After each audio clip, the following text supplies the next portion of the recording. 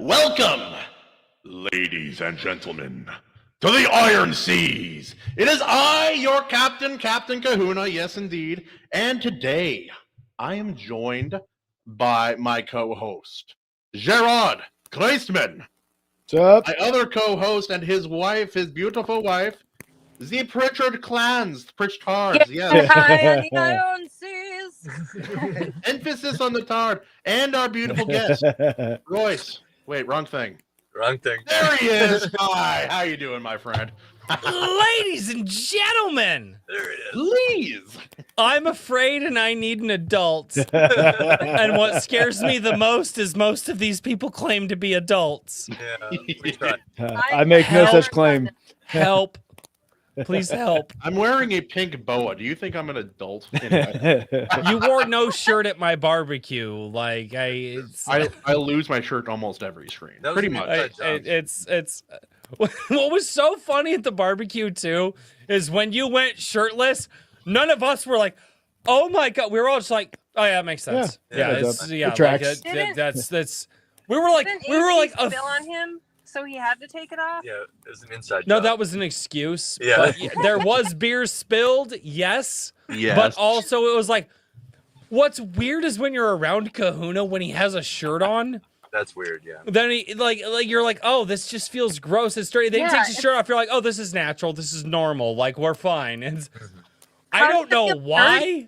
Oh no! Let me tell you why. Because like over here, it's bad enough. But when I go home, when I go to Hawaii, any of the islands, as soon as I'm there and like my shirt just leaves. I don't know what happens to it. Well, yeah, it's because it's got 4,000% humidity and there's no air in that air anymore, and it just dissolves stuff. Water. More water. Let's acknowledge our chat real quick. We have the beautiful R.H. Snow, Mr. Eric Grant, who asks, "No, Evaleighmusic, who am I supposed to bully?" Royce. Moving on. We have Zakona X. We have Jersey. We have Eric Grant. Yes. Who are you? Oh, Missouri. Oh, hi. Oh, it's you. You little. Oh, hey there. Oh, it's Brian. Everybody loves Brian. He's great. He's a great seaman. Nobody has more seaman. Wait, never mind. Moving on from that. But today we are going to be discussing. I was like, what is this, a competition? Like, We're going to be discussing one of the greatest films of all time, 2002, The Count of Monte Cristo. Drastically different from the book. Quite different from the other film, but made better in its film adaptation. all of the films are better than the books. Have you read the? You don't even know how to read, Royce. How do I expect you to read that book? So I actually because the 2002 film is probably my number one film of all time. And I won't contest that claim. It's a very good film. It's really good. Well, dude, and it's been my favorite film since my mom showed it to me. Like we had it on like DVD, or was it VHS? It was like right in that time period between switching between VHS and like DVD. So I don't remember if we had it on DVD or VHS. I think we had it on VHS.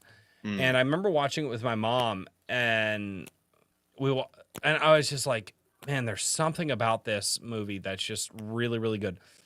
And so it got me interested into like going to read the book. However, it's always one of those things like, oh, the book is better than the movie, so on and so forth.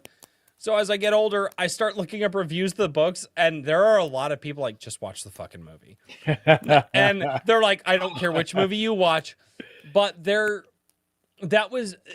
book was written in a time period where there's a lot of bloat, right? And if you're very plot centric, or there's a lot of additional character. I sent you that video of Really Sarcastic. Yeah. And there's just a lot of bloat in the book, and the thing is, like, I mean, it's a doorstop. Oh, dude, it's over 1,000 pages, or I think it is anyway. It's very close. Oh no, it's huge. And so that kind of always stopped me from going to the book, because, and I saw one of the best comments that I saw ever. They were like, the book, they were like, this was when was it written? It was the 1800s. Yeah. There was like, this was the 1800s version of a soap opera. and should have been Actually, like that's what it was. And once I read that comment, I was like, oh my god, it makes so much. I don't know if I'll ever read the book, but it's one of the few times when because of the reviews that I've seen, because I'm like, okay, because it is my favorite movie of all time. It's always been in my top 10 for me. I love. This is going to be a good one. Everybody tells me to go watch the older. I don't get down with black and white movies very much. I think that technology advanced over time. He's very progressive. He likes color in his films. I do. I'm very progressive. I love color in my films, but if we get too colorful, it's we start to go, wait, hold on, just two colors, black and white. If we get too colorful in film, it's woke, right? But anyway, we can have this much color, not this much color. All right, color. 90s black model. Anyway, it's kind of funny how the woke fantasy shows are completely washed out of color. Except for in the cast. Funny, actually. Yeah, they just every the modern audience chasers for all making all these woke shows. They just turned everybody into a South Park episode. Like yes, they're the goobacks that have but they're not from the future. They're just all the same. Funny is the problem. Yeah, that's very true. Oh, I laughed. I promise you, I laughed unintentionally. Dude, I don't. All right, before we get into the movie, I don't watch anything that I see with that political stuff in it. I don't actually have the ability to like turn my brain off when I'm watching a film at all. Oh, that sounds awful. Oh no, and there are people who are just like, no, this film was fun. I'm like, no, it's dumb. There are some films that I'm just like, oh, there's so much just, it's like fun level versus just bad writing. Like a film that I will unapologetically just say, I had fun with it. I don't care how bad it is, was like Dracula Untold. That is a perfect movie for that. Royce, is there a more predictable movie? Oh God, no! Like, no, it's the most predictable movie of all time. It's not. I mean, technically, visually, it's very good. I even like some of the. I like most of the actors too. I think they're fine. Yeah, they did a great. The actors did a good job. I mean, the plot is retarded. I don't think I've encountered an adult film that sounds bad. I don't think I've encountered a film written for adults that is more predictable than Vampire Untold or Dracula Untold. And you're right. But what's so fun is like, okay, I see where this is going, but I just enjoy the film because, again, although it's not a 10 out of 10 movie. It's not. No. But although I can't turn my brain off ever, it's like the scales of justice, right? And it's just like, okay, do the scales of fun outweigh the scales of logic, or do they both sit like right where they need to? And so when it comes to a lot of like modern day films, I don't give them the time of day. I'm not going to go watch something that I know. Why did Jarrod leave? Hold on, pause. One second. We got Maji Chen. All right. The Ultimate Kahuna. I can't send in a super chat. But can I the request? Yes, you can the request. Yes. Yeah, always the request. Always the request. Yeah, but are you the request or is the request you? No, Royce, I am the question and the answer is always yes. I don't like that. I know you don't. I know. What the hell happened, Royce? You have longer hair than me now. Dude, I tried to respond to you in a video on Discord the other day when I saw that you had short hair. Oh, yeah. And it was like, oh, this is too big. And I'm like, oh, fuck Discord, dude. I miss Gilded before it was owned by the pedo website. Yeah. Because like you could just send videos, dude. Gilded was so good before it got owned by that. Yeah, it was ridiculous. Royce, I have conspiracy theories about that. That was a combination of that particular website that you mentioned, kind of jumping to their next step. They needed like a community to put all those people that you mentioned, but also Gilded was competing with Discord and stuff, so it was a takedown. Yeah, a very unsuccessful one. Yeah, I at can that. see it. All right, sorry, Royce. I know what she's asking for, so we gotta yeah. we gotta do the thing. We gotta do the thing. Hold on. Can't imagine. This is the thing, Royce. Every week, you see, chat pays for the forced removal of Kahuna's shirt. Oh yeah, you got it. Everybody, white boy dance. White boy dance. Oh, geez. Oh, my God. Oh, my God. There's titties on screen. Pritchard, dance. Damn it. Do it. Hey.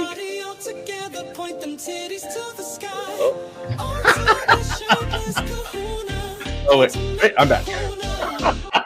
Christ Almighty, that will play forever if I don't stop it. So I do have to turn it off eventually. I was going to shorten it for you. Oh, I was going to shorten Christ it. Almighty! It's a beautiful thing. It's a beautiful thing. God. Nothing like an authentic hula dance to really set the mood. Oh, Jared's back. Hello. Oh, goodness. Yeah. There we are. I saw it though. I saw it. It was great. Wait, you saw it? I did. So Your camera's wider than you think. It's just all right. sir, you don't say it to his face. My God. Never mind. Oh, you don't say it to his face. His stomach's in the way. Damn it. Anyway, Oh, Jesus. Speak into my belly button. get in my belly. I want that, Okay. baby. So I don't know how you guys usually kick these off, but like, how do you guys want to start talking about this movie? Because like, I know, like Dude, we are clowns. We just fall into it. I do have a couple facts real quick. So, a question though. The author who wrote this book is a very famous French author. Any guesses what other famous French stories he has written? Les no, because it's Miserables. fucking French. We don't remember the French for a reason. Oh, you will. You're He gonna wrote the Three slap yourself. Musketeers. Yep, Three Musketeers and the Man in the Iron Mask. He wrote Yep. that. He wrote Oh, all no of them. shit. Yeah. Funny enough, my favorite double feature of all time Jersey is actually The Count of Monte Cristo, and then another movie that's just dumb fun. But it was The Musketeer back in the early 2000s. Yeah, I remember that movie. I loved The Musketeer. It was a young D'Artagnan. And I just, this movie and that movie just back to back are just stupid fun. And I love both of those movies. And they tried to do like the Kung Fu sword fighting and all that stuff. I love it. I don't care. It's so great. That was the one that was Chris O'Connell and John Malkovich, Gerard Depardieu. Oliver No, Platt. that's Disney's The Three Musketeers. That's I right. like No, that movie as well, but that's not the one. The Chris O'Connell and Kiefer Sutherland and Charlie Sheen and who was the other guy? Nope. You're wrong. The Musketeer. So wrong, unbelievably wrong. No one's ever been more wrong. I'm right. So there was a Three Musketeer movie with Chris O'Connell, Kiefer Sutherland, and yes, Charlie that Sheen. that was Disney. No. But Which one was that? This one was That's the Three so this was a 2001 film by Peter Hyams. I just pulled it up now. I absolutely love this. I can share it with you guys if you want. Share screen. There we go. It is this movie here. If you guys want to pull that up. Hold on, I will whip it out. Hold on. There you go. Whip it out. Yeah, no. I like. Yeah, this is a great film as well. This is I- just yeah. dumb fun, dude. I love this movie so freaking much. Oh, and what's his face? Catherine too? Tim Duvernay, Manet Suver, Stephen Ray. I love this movie so freaking much. It's so good. Having you on, This Royce, is the one I never watched. Oh, dude, I again Count on Monte Cristo in this movie, and this movie's such a different tone too, and you can see all like the kung fu acrobatics with all the sword fighting and stuff, and I remember. Yeah, I remember that bath scene. I'm a bad person. You know? so I remember it for a totally different reason, because he's trying to stop the peeping Tom. Like the uncle, And or he, something, yeah, right? like the uncle who's trying to peep on his niece, and he puts the knife to his throat, and obviously old school, and he disappears, And when D'Artagnan goes to get away, he falls through the ceiling, and she's just Yeah. like, What the hell, dude? and he stands up and he goes, "This isn't what you think." And she's like, "You have no idea what I'm thinking." And he's just like, I mean, I know what I'm and thinking. then in the smartest script writing ever, he explains that the dude's up there, and she's like, "Oh," and he's like, "I was chasing off a rat," and she kind of understands it and takes a sword and pokes the guy, and she's like, "Oh, you weren't peeping on me. It wasn't this stupid, awkward, funny, haha, teenage bullshit that they do now. It was just a scene where he was like, hey," and like in 30 seconds, she's like, "Oh, you weren't peeping on me. You were actually trying to be the honorable guy chasing off the peeping Tom, and you're just." But what do you want me to say? He was in the way. I couldn't get a view. This isn't you. Also, this was filmed in New York, if anyone was wondering. Yeah. I don't care. I love that movie. I don't care. No, it's a good film. It's a good film. I was going to Okay, say so- this could lead into a good talk later about open domain after Royce promotion time. Some open domain talk, public domain towards the end. Just because these types of stories, right? Like the Three Musketeers, for example, that's public domain. Yeah. And one other thing I wanted to say while I have the floor here for a second is I was analyzing the movie after a second watch. This actually warranted a second watch for me because me and Katie enjoyed it so much. And I was very curious at how accurate it was to the source material. Because as you guys know, and as chat knows, that's one of the strongest things I will like judge a movie on. Like you could have a good movie, but then if you are not accurate to the source material, but I have to say, evaluating this movie made me reevaluate how I evaluate. The Musketeer right. or No, Count the Monte Cristo. oh no, the count. Oh yeah. Because Yeah, no. for example, one of the major changes they did is his best friend in the movie, Guy Pearce, is actually supposed to be his worst enemy. Mm-hmm. That's a huge, yeah, just a slight change, but slight change. it's like they added scenes to the movie that weren't in the book, and they cut out not like maybe 40% of the book, if not more. Oh yeah, it's over 1,000 pages. But I was going to say is that's not a bad change.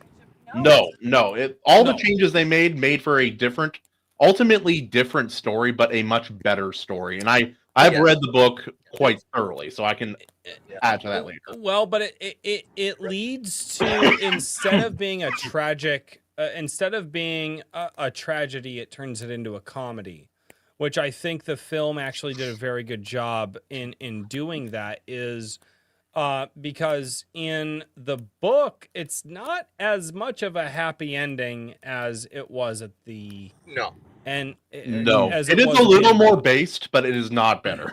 No, it is not better. And again, it's a soap opera. It's a tragedy soap opera, and the fact that he gets the girl, he gets the girl. It is actually his son, and so on. But I think, and yes, there are changes, obviously. And this is one of those few times where it's like, no, the movie is definitely better than the book. No different than like Just go watch Castaway. Never read Robinson Crusoe. Don't read Robinson Crusoe. 10 out of 10 would not recommend. Just go watch Castaway. It's so much better than Robinson Crusoe. Yeah.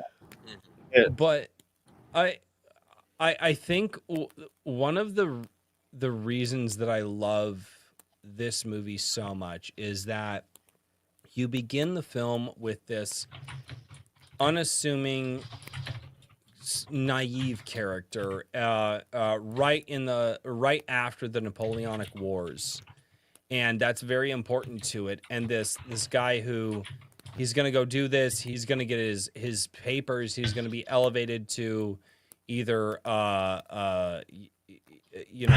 a vice captain or a captain of a ship, and he's going to be able to have enough money to marry the girl of his dreams and live the life he has always wanted. Yeah, but here's the thing: is he came from humble beginnings, so he loves everything he's worked for. He loves what he has.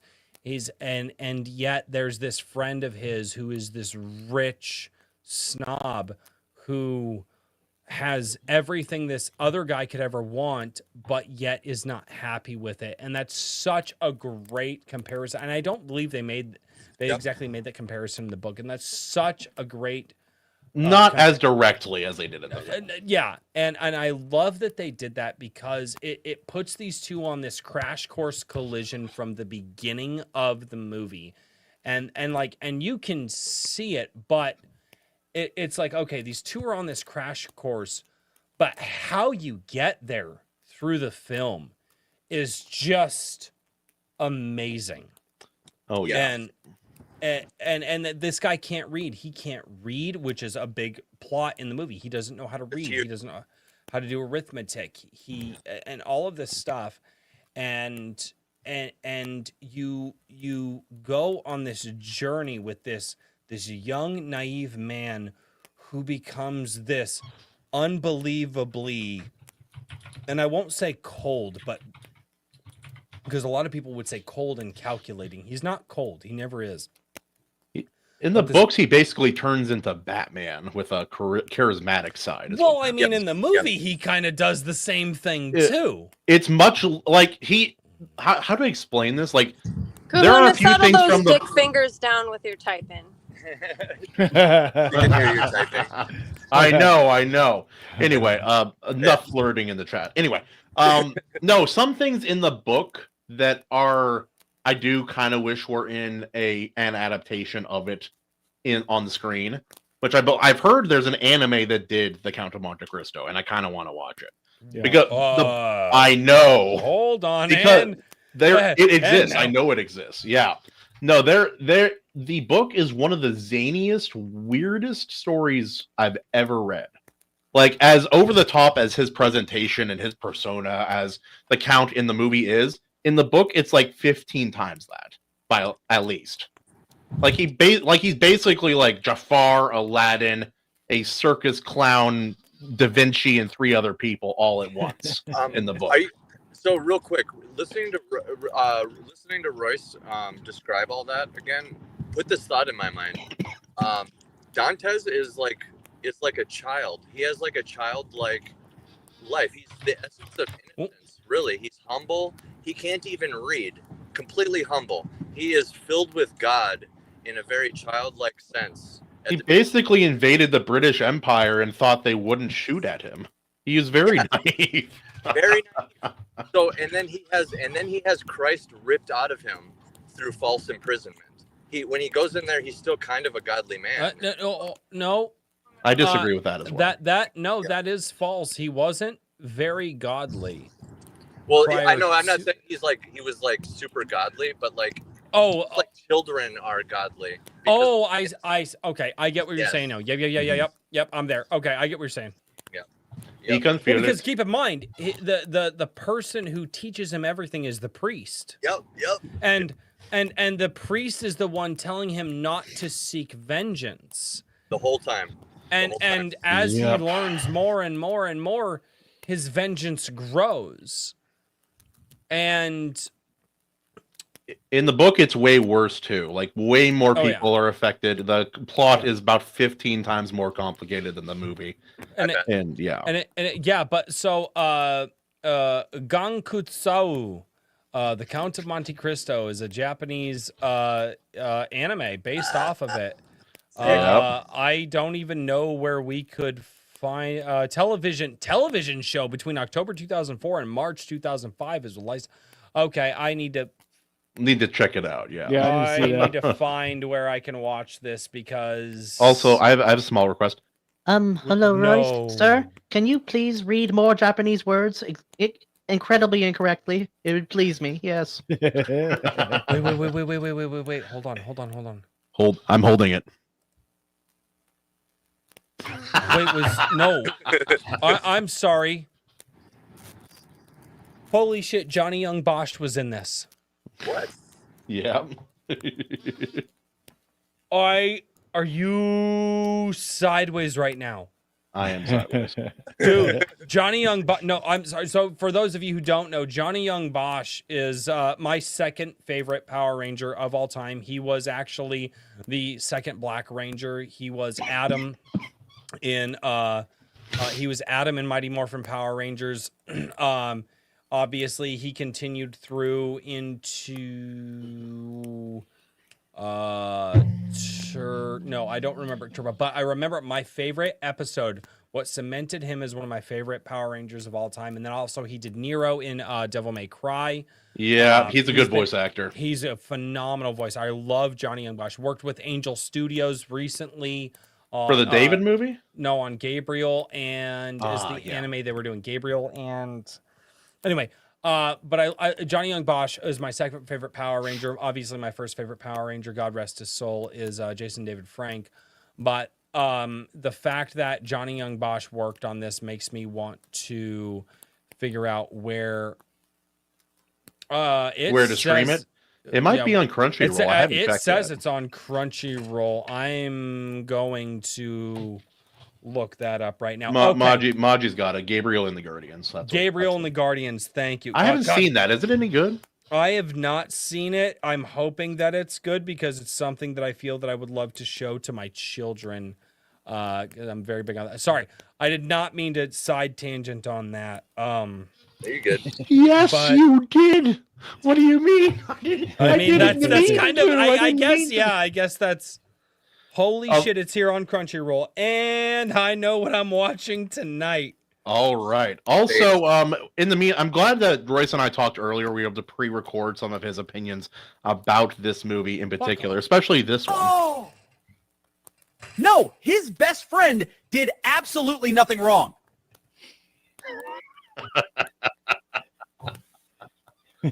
Oh yes, I saw some of these. Royce, you're. I like it more when you. Why do the did Japanese that voice sound like CoffeeZilla? I know. Yeah. That sounded. I was like, wait, did you just overlay a CoffeeZilla voice? Have you guys ever watched CoffeeZilla? I love CoffeeZilla. Yeah. He's so good.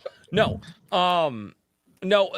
So one of the things that caught me, I want to say my favorite part, because I know you guys asked me like, what's the movie? Now I gave you guys the option between Count of Monte Cristo, 2002, and obviously Tombstone.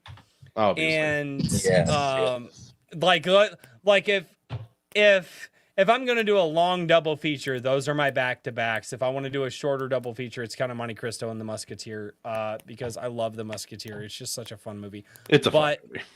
But the Count of Monte Cristo, the reason that I think it grabbed me so much is because oftentimes when you get a revenge flick, you know, it's the guy who goes out there and he's just like, oh, I'm just going to use bullets and I'm going to catch him in the whorehouse, or I'm going to, you know, watch him steal money. Like what Jacopo wanted. Yeah, I'll do it. I'll go to Paris. Yeah. Bam, bam, bam, bam. Bam, bam. Exactly. Yeah, it's just like what Jacopo wanted. I love it. No, which, by the way, Sinbad did such a great job. It might be my favorite role of his ever. I think it's mine. I've seen him in other roles, but he really sold that one. Yeah. And Wait, Sinbad? Jacopo, no, right? the comedian, Sinbad the comedian, played Jacopo. Oh no, No, it was the guy from that's Intermission. Luis Guzman played Jacopo. Oh, that's right. Yeah. Oh, I'm sorry, not Sinbad. No, yeah, I'm sorry, not Sinbad. Yeah, they all look alike. Anyway, Doesn't he go? Whoa!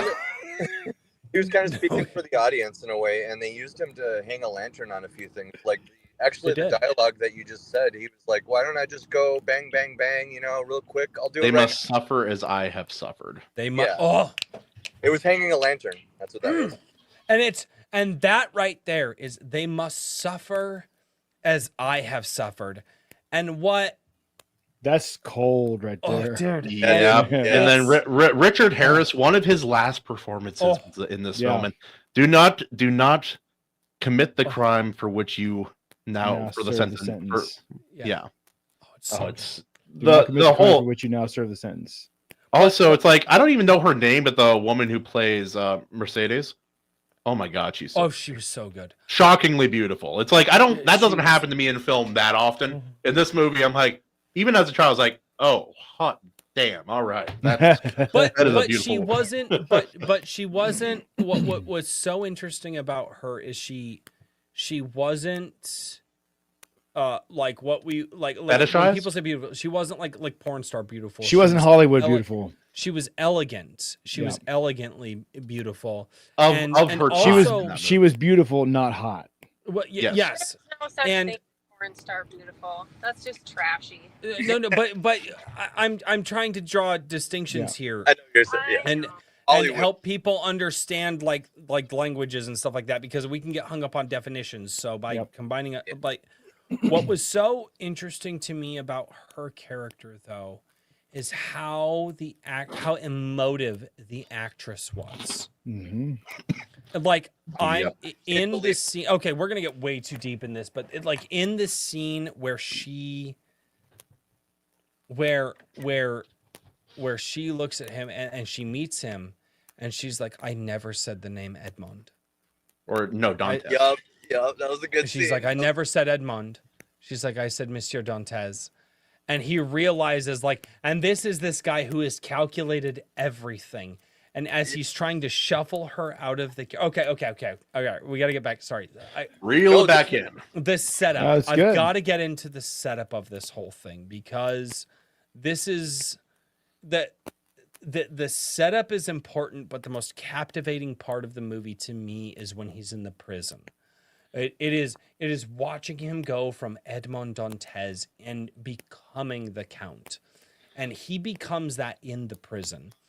And so, but you don't really get the Count reveal until all the parts of the Count are built in the prison. yes, But the Count, you don't get the reveal of the new man until later, and it's one of the best entrances of all time. it is the best Most over the fucking top. entrance. Oh, I it's have great. literally said, if I ever have the fucking money, I no bullshit would dress like the Count in that fucking scene. Every man would. If I could just live, obviously I go out and do the day chores and stuff, but if I'm going out as the Count of Monte Cristo. I fucking His love that. danners, he's going to have diamond-studded danners. Did No. Did you guys notice him when he stood next to the other counts? He looked like a king. So Yeah. Oh, yeah, That's- wait. That's the point. Yeah. Oh, okay. Back up.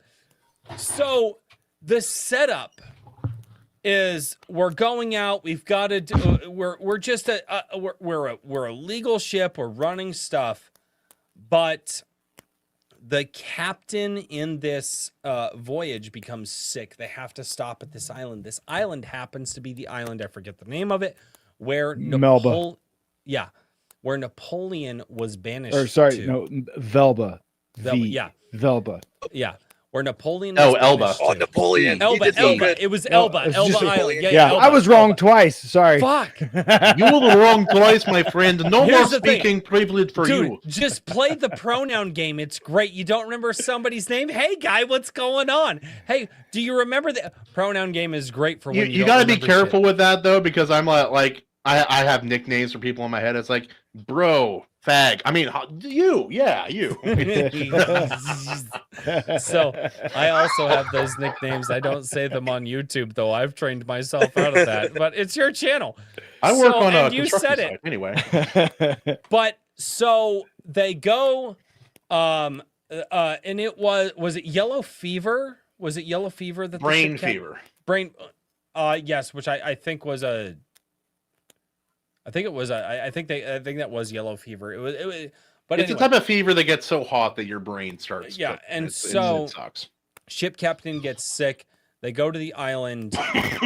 Edmond Dantes makes the decision to go over to the island.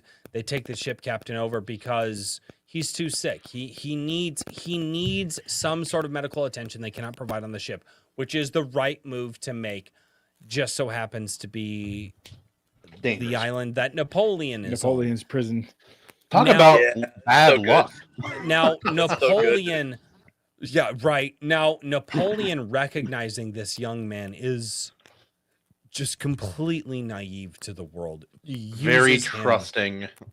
Yes, And a good person, which means you Uh, can be taken advantage of. exactly. And so he receives this letter from Napoleon, and Napoleon asks him to keep a secret. Now, his best friend, who's already jealous of him because, and I believe it was said already, Hey, in the movie Herman. by Mercedes. Mercedes was the one who explains why Fernand is, and keep it, dude, I haven't watched this movie in years and I can still remember all, like, That's amazing. but for why Fernand Mondego, why Fernand didn't like it is like, well, you know, because their birthdays were the same day. Another thing that they did that I don't believe the books did, their birthdays were the same day. Fernand receives a horse, but in their younger years, Edmond receives this whistle. And Edmond was so much happier with this whistle than Fernand was with this horse. He was jealous. He was like, how could this? And so, well, such a good, it's dialogue that is also adding characterization, and that's later with Mercedes and Fernand. Well, yeah, but dude, it's in like the first like 5 minutes of the movie. You get so much characterization in the writing. Like the writers for this movie were on, and obviously I know they're pulling from the books, but they're changing a lot. They changed a lot. Also, there is a theory that has gone around, and I've debated this with people myself about something that happens on the island. So they put into the island, Captain dies, even with some medical help. Now, did Napoleon, or did it just happen? Is there evidence in the movie for that? Because there's not direct evidence, but the way that Napoleon is trying to hurry them off of the island makes it seem like he was worried that the letter would be intercepted. And so the theory is that he offed the captain so to hurry that process along. But is this book or film? The film. This is film. The film. The book barely addresses this. The film, like, the book almost doesn't even address, which is so weird because this is the catalyst for the whole fucking plot. Oh, also in the book, they don't talk about it in the movie, but it's not said. It's not implied. It's not true. Mercedes and Fernand are cousins, like first cousins. They definitely didn't do that in the movie. They did not address that in the movie. Because also, ew. Right? Yeah. Well, and also the movie was set in France and not fucking Alabama, so we couldn't. Actually, like that wasn't horribly uncommon back then. No, but, I know it was, but if I don't fucking throw an Alabama joke in there, I have a Washington joke to stack on top of that real quick. I don't know how the U.S. tracks this, but Washington is #1 for incest. It's horrible. I don't know what's worse, the fact that you are the worst or the fact that there's enough data to have. I know that. I'm like, how are you collecting this data? I think data? that they track a lot. No bullshit. I saw this years ago. I think that they track a lot of that shit based off of people's Genetic search profiles. histories on the hub. Oh, well, that would make sense. Yeah, there are a lot of weirdos around here. Washington is also #2 for just degeneracy in general. Want to guess who #1 is? Oregon. California. California. I think Oregon's pretty high up there too, but that whole West Coast is just one long tumor. Yeah, yeah. It's what we would like to call it the hemorrhoid. It's at the ass end of the United States. It's definitely the hemorrhoid of the United States. And you've heard it here first. Royce knows all about hemorrhoids. Now, no, I don't. Thank God. Thank God. I've heard they're horrible. Also, it's like it's a little one-sided trade with Japan. I would be willing to facilitate a one-sided trade with Japan. They can have the whole West Coast. We'll just take Japan. They get more land. You just want. That's fair. He just wants Japanese girls over here, and so do I. No, That's all. No. What's so never mind, I'm not gonna make that joke. Anyway, moving back to the movie. So in this whole setup, it's this idea that Fernand Mondego is so just jealous of his friend to do anything to get one over on him, that when he's spying on the conversation with Napoleon, and when he asks, he's like, hey, is there anything you tell me? He's like, no, it was just a casual conversation. Because, again, Edmond Dantes swore himself to secrecy, even though to Napoleon, but he is a man of his word. And he is, and so he stuffs the letter in his jacket. Now, when he falls asleep, Fernand Mondego takes a peek at the letter, finds out he's trying to reach out to people on the island. And Fernand knows that Edmund was not up to anything nefarious. But he knows that, but it doesn't matter because he's so jealous of this peasant. how could this peasant love his life more than I do? I have money, I have wealth, and yet he's got the beautiful girl, and he has this, and he doesn't have all the things that I do. I And it want was to marry my cousin, not him. It was this jealousy and greed that he had, which, by the way, Guy Pearce. He plays such an instantly hateable asshole. Like, very few people have ever matched him. So immediately do you dislike him. But he finally gets her though, and then doesn't like her either, and treats her like shit, and he's not happy with her. So he gets everything and still is unhappy. Yep. Yeah, that's the poison of an ungrateful spirit. That's what that is. Exactly, and it's why, and it's this. And it's this moment here where they decide that they're going to work against Edmund and they're going to turn him in. And when they turn him into was it Villefort? Villefort. Yeah, Villefort. Yeah, when they turn him into Villefort, he was going to let him go until he finds out that it's his father. Yep. It's his dad. And like the shitty thing is, he doesn't care about his dad at all. No. That's in the that's in the only book about his, and in the his movie. political He's the one that aspirations. shot his dad. No, he's not. Well, in the He arranged in it. the movie, he's actually the one that pulls the trigger. And No, they did that. No, he gets Mondego to. No, Mondego pulls the trigger. Oh, in the that's movie. right. Yeah. My bad. Yeah, it's been a while. idiot. Yeah. Yep. Yeah. Royce has lost his speaking privilege. He made a mistake, and we aren't allowed to make mistakes on this show. Anyway, you can go to your cuck corner, Royce, and enjoy it. Anyway, Screw you guys, I'm going home, dude. I'm up past my bedtime for you motherfuckers, so I have to be up at 4:30 in the morning so I can go take care of chickens and then go to work. well, yeah, so do I. How do you think I get my kahunas prepped each morning? I Anyway, don't want to know that. Not sure. Also, wait, what there's you're something referring to there. There is something I caught, and I've caught it every time I've watched this movie since I was a child. I love this movie. But at one point, Edmund and Danglars go up to talk to the owner of the shipping company. Yes. And it's a great scene, and he's Danglars so upset. At one point, he stands up and he says something, and I have to turn on the subtitles because to this day, he says nothing. Like mush comes out of his mouth, and it's the most indiscernible BS wording I have. Like, there's no words in there. And so you turn on the subtitle, you're like, what is he saying? That's not what he said. Well, I have something to say. Yes. Royce lives in our state's underpants. This is true. This is true. Minnesota's underpants, yeah. Also, Royce, I was misled. You're about to live in this state. What are you talking about? That's true. This is true. They also want to get into the underpants with you. Now, That's true. That's how we're going to phrase that. Let's see. Before I came to Iowa, I was misled. I was told it was flat. Adult. I need an adult. Jared.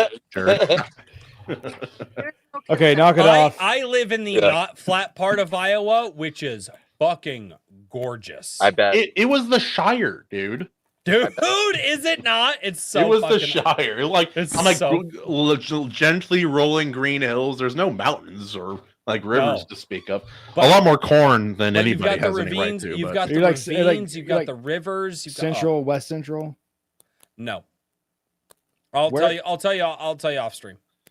Just write your address on a piece of paper and show the No, camera. I and, had like, the address and I looked it up when I was trying to come out last year. Yeah, I'll let you know off stream. No, but Yeah, there are parts of Iowa that are very beautiful. It's Yes. really cool. Yeah. It's really cool. A Count of Monte Cristo and Fourth Wing mashup. I can't imagine hating something more. God. Oh my god. But have you guys heard of the Count of Saint Germain? He's a real person. I've heard of that name, but I don't know why. Well, okay, so I have this suspicion that the Count of Monte Cristo as a character is based off of this guy, because this guy. I've heard other people say that. Yeah. Like I haven't heard anybody bring it up. It would not surprise me because, like, apparently, like Kahuna, listening to you describe the Count from the book is what made me think of the Count of Saint Germain, because that's how they describe him in history. Literally. Yeah. interesting.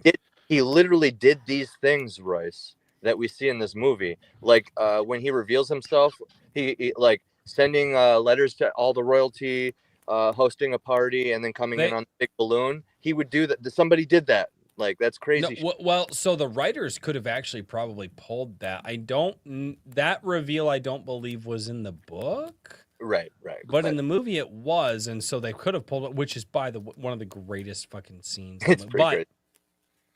Are you talking about the bathhouse? No, the reveal at when the he comes party. in on the balloon, but that's later. Oh, That's like, the entrance, yeah. Sorry. Ultimate flex, I blanked man. out for a second.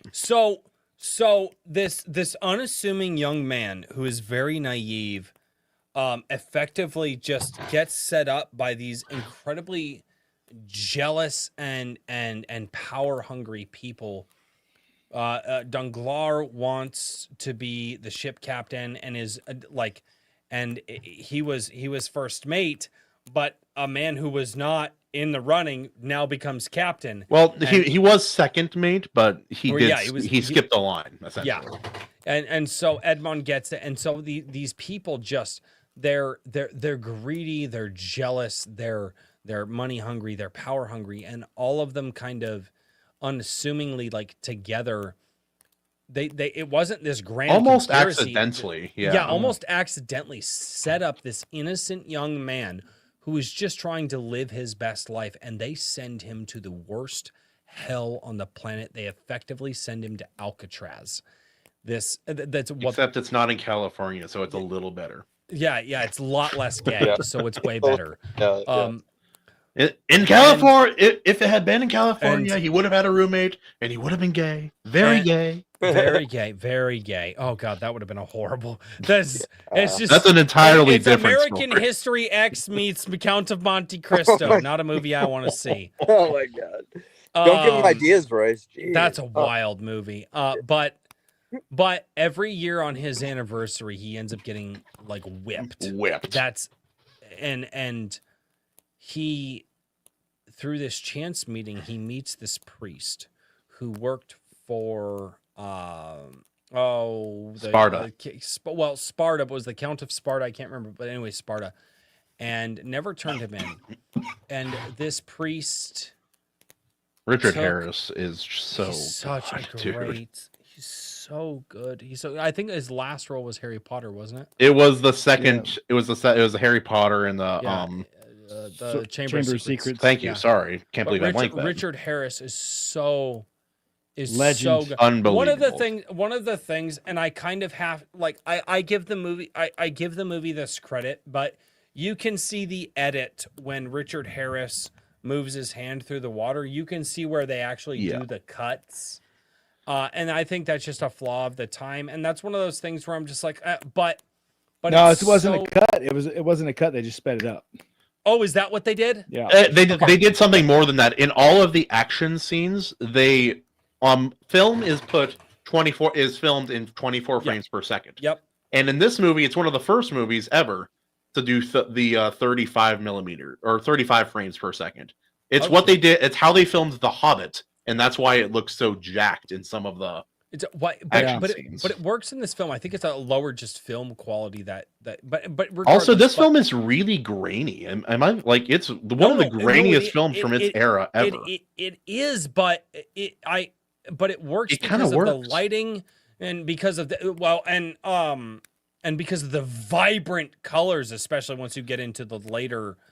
But I think it helps to blend the vibrant colors with the non-vibrant of like the prison, so that it still looks like the same continuity. Also, the rooms, some of the rooms are smoky. Like half of the time when they're filming inside, it's like the smokiest room you've ever been in before. No, it's not. I've been in my garage before. That's a lie.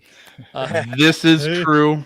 The fumes were strong, and then we ran into your house to escape it, and your wife was cooking something spicy, and that evaporated into the air. Homemade birria, and then she tried, and all you guys ran out like bitches. I was crying the moment I opened that door. You sack it. And then AC showed up and ate all the leftovers of the spicy shit. It was so good. It was so good. But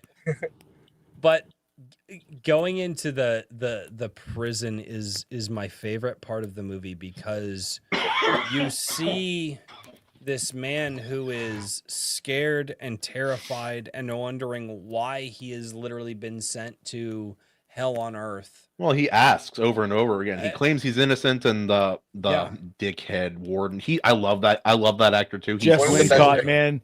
Jeff Yeah. Wincott's so good. He's such a cock so- always in every film. He's So good, dude. He's so good. He's That typecast was like- for a reason. So that part is like, I know you hear this a lot, but I'm innocent. He's like, I know. You wouldn't be here. You wouldn't be here if you weren't innocent. And it's so good. It's so, and it's like he knows that this is just the place that politicians and greedy people send Yeah, to people these that they are don't these are just like. like we don't like oh, you. You're going here inconvenient. now. You're going Also, here. he's so cruel, but it's not like intensive like focus cruelty. well, It's he's like nonchalant about it. Yeah. Yeah. It's impersonal cruelty. Oh, he's so like good. so completely indifferent to it. I like later when he's like, what was his name? Edmont. No, it's like He has Don. he has He's some of like the Buford, Don Beaufort, Dante, Dantes, whatever. Dauntless. Whatever your name is. He's like, Yeah. and it just dude. like he's- so bored. Dude, he has so many of the best sidelines. That's hilarious. Yeah. Stop. Oh, Yeah, he has so many of the best like sidelines. oh, it's so funny, dude. It's like, hurry up! I don't have all night. Actually, I do. Yeah, I do. Have all I the do. time in the world. I have Why are we I- hurrying? We I have all the time time in the world, and he's just, and you're just like, Oh. my God, like, which, and like, almost like he's living out his own personal sentence. Well, Like- you're on an island. There's no culture. There's there's no no- companion. It's shit. It's bad. And it's It's just a bad his only thing in life that keeps him going is just being this asshole, and it's just like. But at the same time, I also kind of read that as he was probably given a choice to do that or to Bingo. be the warden or to be a prisoner. And that's just my own personal headcanon. But I have so a different headcanon for it, but it's okay. I do appreciate when you're trying to think of something, you turn into a seal for just a second. It's very entertaining.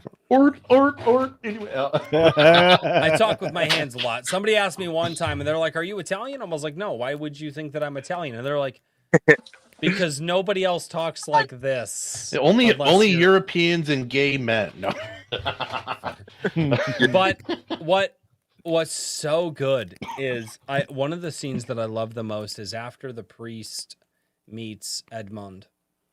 They talk, and he's like, and what does he say? He says that something like, there's like 700 tiles on my ceiling, and I've counted. There are 7,832. Yeah, there's 7,800 I've counted them tiles many on the times. ceiling, and I have counted them many times. And the priest just goes, "But have you named them yet?" and he Oh, bursts into tears. And Don and Immediately. Edmond, he just starts breaking down like, "Oh my God." It's the first joke he's heard in like 5 years or whatever. Well, but it's not just the first joke that he's heard, but what he realizes is that there's a level of loneliness and a level Beyond what he's already beyond what he has experienced.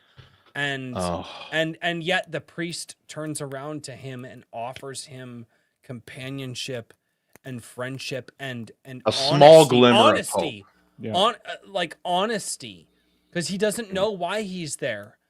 And and after Edmond explains how he got there and the stuff, the priest puts it together right away, but doesn't tell him. He directs him, lets him figure it out. To a point, but he teaches him how to read. He teaches him. He teaches them how to think.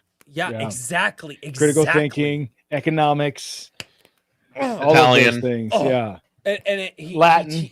There is something I want to address real quick before we move on, because right when the priest is introduced, one of the first things you figure out is that, oh, I've been digging this tunnel for 7 years, and I literally had it was a 50-50 chance which direction I had to go.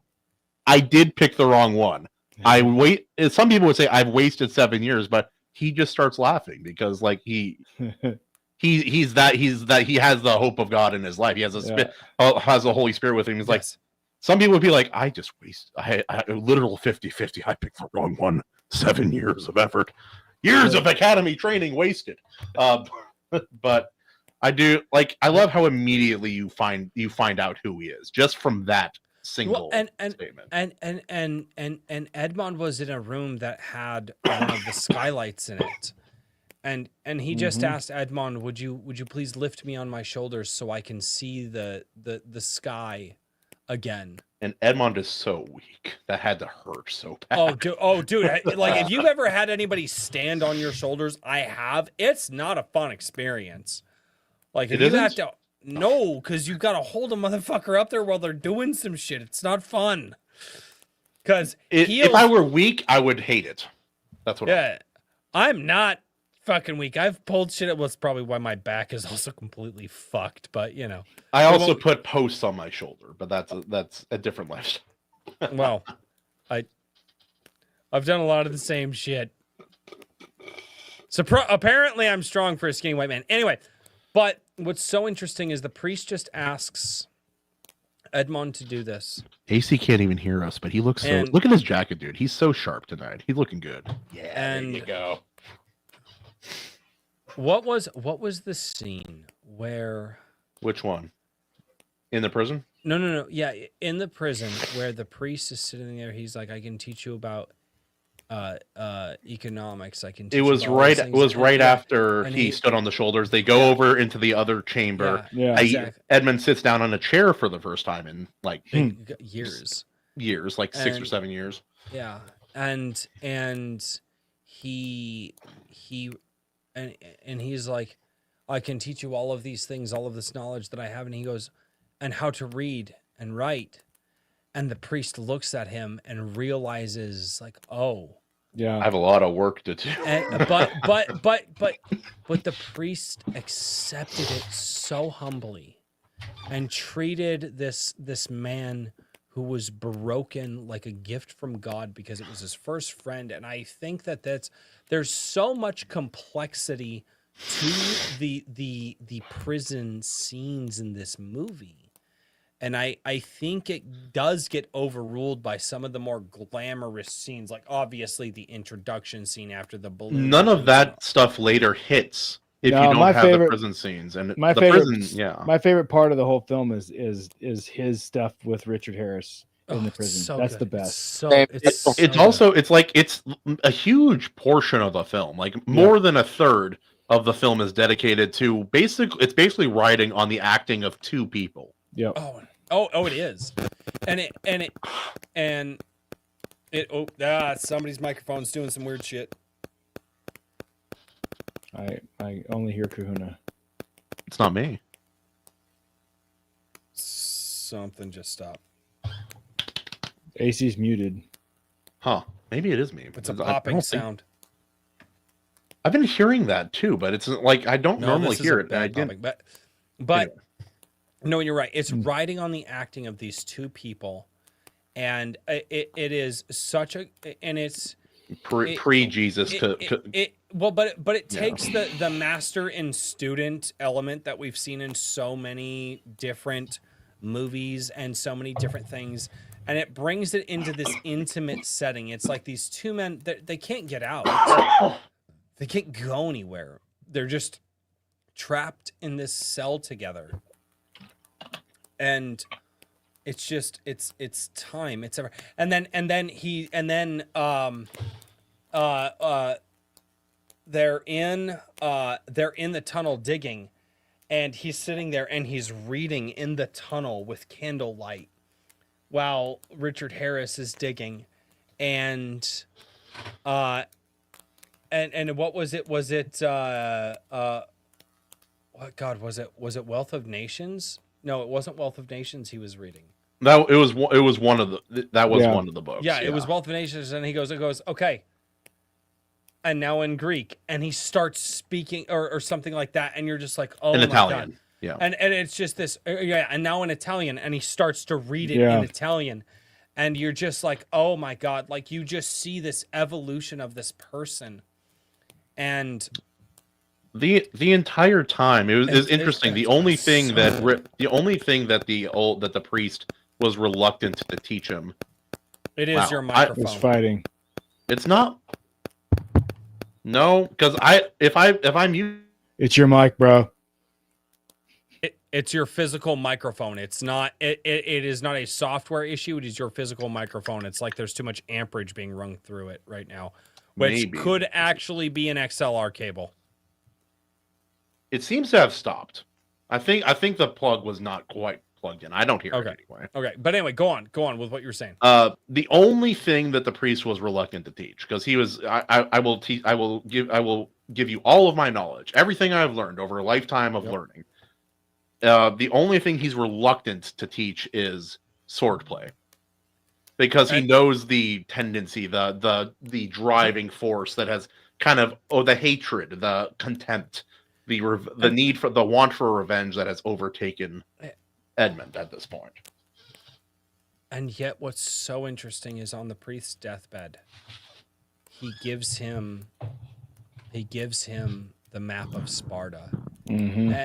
And Edmund is like, "You cannot give this to me, priest. Surely I will use it for my own vengeance." And I don't. And the priest still believes in the man enough to be like, "No." It's like you can. And it's so good, dude. It's so like that is like a movie inside of a movie.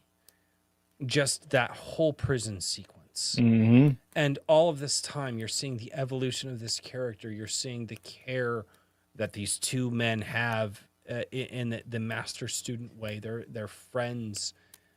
You see, and then you see the whippings that they're getting, and then one of the things that you see is the priest says to his prison guards, "Thank you," every single day when he is given food. And it's just like, oh my God, dude, there's also the amount of food they're getting is how do I put this, inadequate. No, it's not. It's not much. I mean, it's designed that way for a reason. Couldn't maintain this figure if I was eating like that. Yeah, dude, I couldn't maintain my figure if I was given that much food. Like, yeah, the skinny white boy would be even skinnier. Dude, but that's what prisons used to do. They would give you just enough to keep you alive, not enough to sustain you.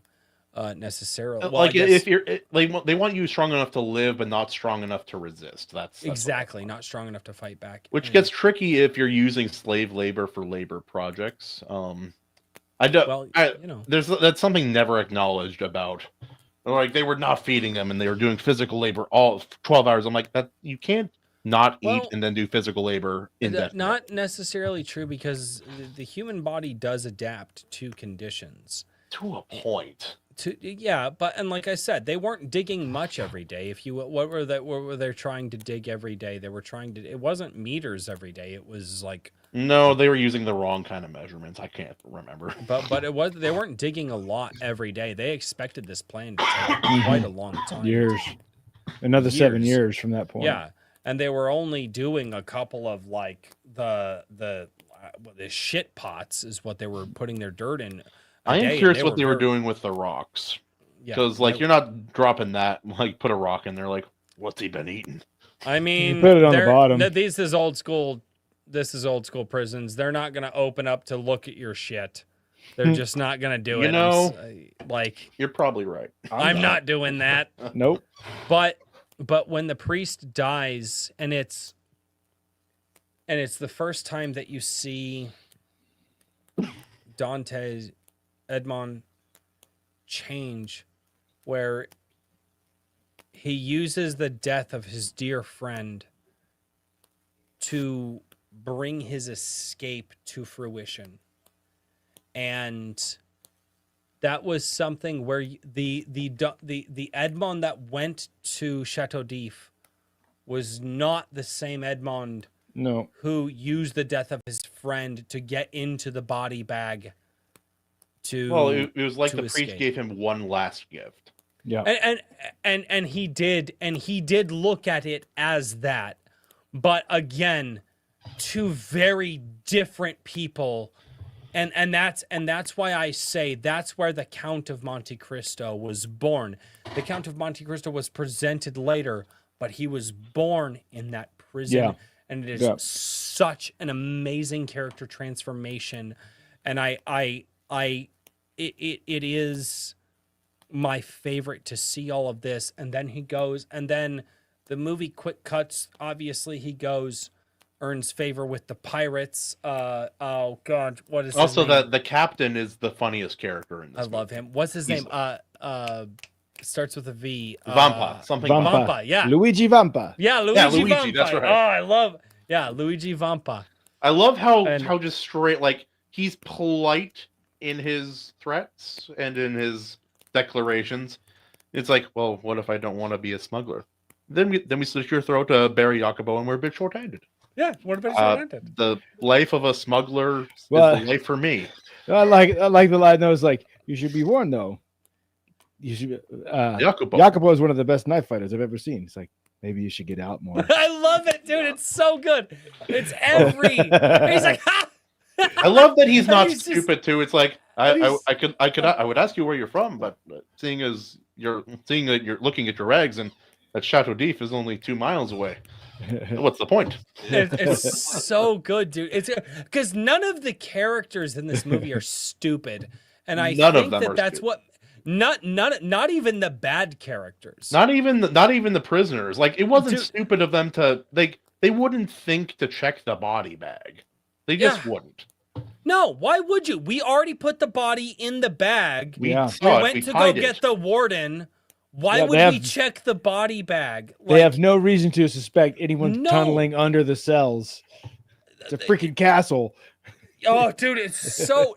And I think that sums up this movie and my enjoyment is that not a single one of the characters was written to be stupid. Not even Albert Mondego, the Also, the a son. young Henry Cavill. He is so young. In He's so good. He's 19 or 20, and I'm like, whoa, he's so young in this film. Oh, But dude, oh, even yeah. then, he's still so good. But again, and you just so you meet the smugglers, and he makes, and Edmond is so crafty at this point that he makes a bargain with the smugglers to not only take him on the ship, but also take this man who supposedly betrayed them on the ship as well. And the way he words it, and he says it out loud in front of the crew specifically, if Luigi Vampa had not done as he suggested, it would make him look stupid. Yeah. And so it was like even if Vampa was inclined to say no, which he wasn't, it would have made him look bad. Yeah. If it would have made him look stubborn and bullheaded and dumb. Yeah, if he had he's like, said you've no. had your sport. He's obviously paid for his crimes, and by taking both of us on, you get an extra hand. Like, it's such a good And little does he know, God is already using him as an instrument of his will, without him even realizing it. Well, I mean, I don't know, and that's interesting because at this point, He's still hell bent on his. he is still in the mode of vengeance. Mhm. He is. But he spares he this is. But Yeah. he Yeah. is, and There is one more Harris line that we need to address before moving on. yeah, no, absolutely. I'm gonna need to go get another beer here in a second. Yeah, so and let's he- cover and that. No, I'm sorry. Richard Harris is unbelievably yeah. good in this movie. And Insane. It's Yeah. so good. As the priest is dying, one of the final exchanges, Edmund says, "I don't believe in God," and Richard Harris says, "It doesn't matter. He believes in you." Oh, Like, Yeah. that is like that's maybe the line of the movie. That's Honestly, the And entire it- movie. That's the entire it- movie. oh, Yeah. it's Yep. so good because I love when a single line can encapsulate the whole entire theme of a film. That one. how does a man who did not need redemption in the beginning of a movie needs to seek redemption by the end of it?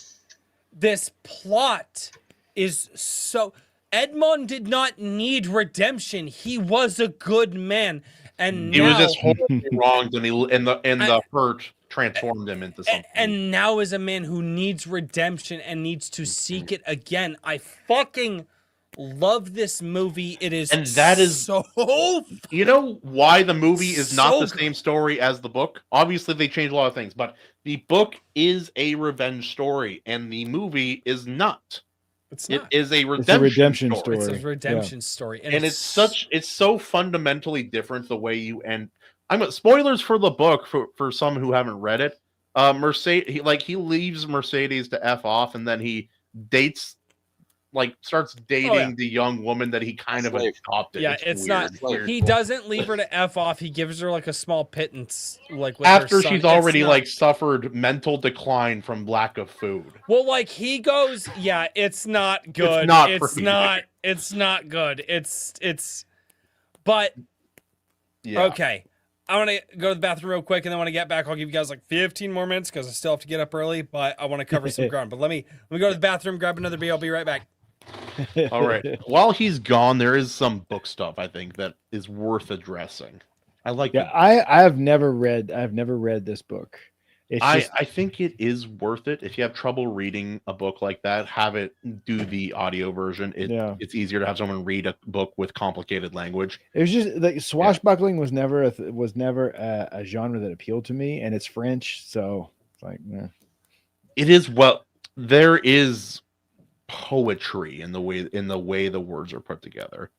It's reading that is something they've never translated adequately to any of the adaptations. Yeah. The verse, the way the words go together, the poetry of it, the beauty of the words themselves and the way they sound and how they go together. The older it's not something they can adequately capture in film, and they have not done it. There's this portion he puts on this whole elaborate scheme. Remember when he left the money for the old shipping company owner? Yeah. And that helped him. In the book, it's this whole elaborate plot. He ends up setting up the guy's son with a military commission and basically buys a contract so that he can marry the woman he wants to have, and makes it look like his entire business is going to fall apart before his eyes, only to be redeemed at the last second. And it's great. But in the book, there's this segment, this little passage, and I couldn't find it quickly enough this evening to read it out loud. I wish I could. And it's essentially Edmond Dantes is I have been God's hand. I have fulfilled my mission to be the good, but now I will be his sword. I will be the hand of vengeance. I can't do it adequately. But it's the idea. I will now be his sword, his spirit of vengeance upon these people. And it's like the best passage of anything I've ever read. It's really, really, really good. That's cool. That's good. I had to step away when you guys were talking about his love interest that they deleted from the novel. Yeah. Essentially, she was like a freed slave, right? So I couldn't help but when I was doing my research after the fact on how accurate it was to the source material. This is actually a change I disagree with. I know the movie was already getting long, and it is kind of a complicated movie when you think about it. If you're not paying attention, wait, what happened? You have to pay attention. Yeah. But I do think that I see why they took it out. But I do think that having some sort of love affair after he's free, especially with I don't know, she's like a freed slave or something. You can have this moment where he just realizes there's only one girl, right? And it makes all the other stuff more impactful. So I see why the original author included it, because it is actually for a reason. But I also see why they removed it just for the sake of it. They could have, but it's always something that sat unwell with me from the book. Partially because he basically adopted this girl, but to be fair, he wasn't trying to be a creep. It was actually her who prompted the relationship after much, much prompting. And he reluctantly kind of agreed with it. We also have to recognize the time periods that things were socially acceptable and so on. And Yeah, there's a I historical context. also want to adopt a slave girl and eventually have her fall in love with me. Yes. oh, It's not weird. oh, It's Joy, not weird. you've watched Rising of the Shield Hero. Fuck you. I actually That's a fucking no. So to get back to it, because I've got to get going to bed here in a minute. It is. Oh, yeah. I mean, Royce has obviously watched Chainsaw Man. He's a dog for his one. Saw the first season. I listened to that manga gets wild. I listened to It YouTube does, but channels it's that- a lot thematically. It's much more impactful than something like Jujutsu Kaisen, which is just stupid. Well, yeah, considering they fucked up the end. But before we go down that rabbit hole, no, so Yeah. now that we've left the prison, we've gone through, and I love how the movie took time to do the prison sequence, because that is like as we said, a large portion of the movie. Foundational. It's That is, what and everything else pivots the on. rest of the movie almost gets breezed over in comparison to the prison sequence, because there's moving parts and pieces, and we're constantly changing scenes. However, when in that scene that we talked about earlier, when he's sitting there with Jacopo, and they were like, well, how are you going to do this? He's like, then I shall become a count. And he's just like, we have the money. I'm just going to become a fucking count. And who's going to fucking question me because of the Well, exorbitant... that is how that worked back then. If you had enough money, you could buy upper class. I got more money than the royal family. I'm going to do whatever Dude, he I want.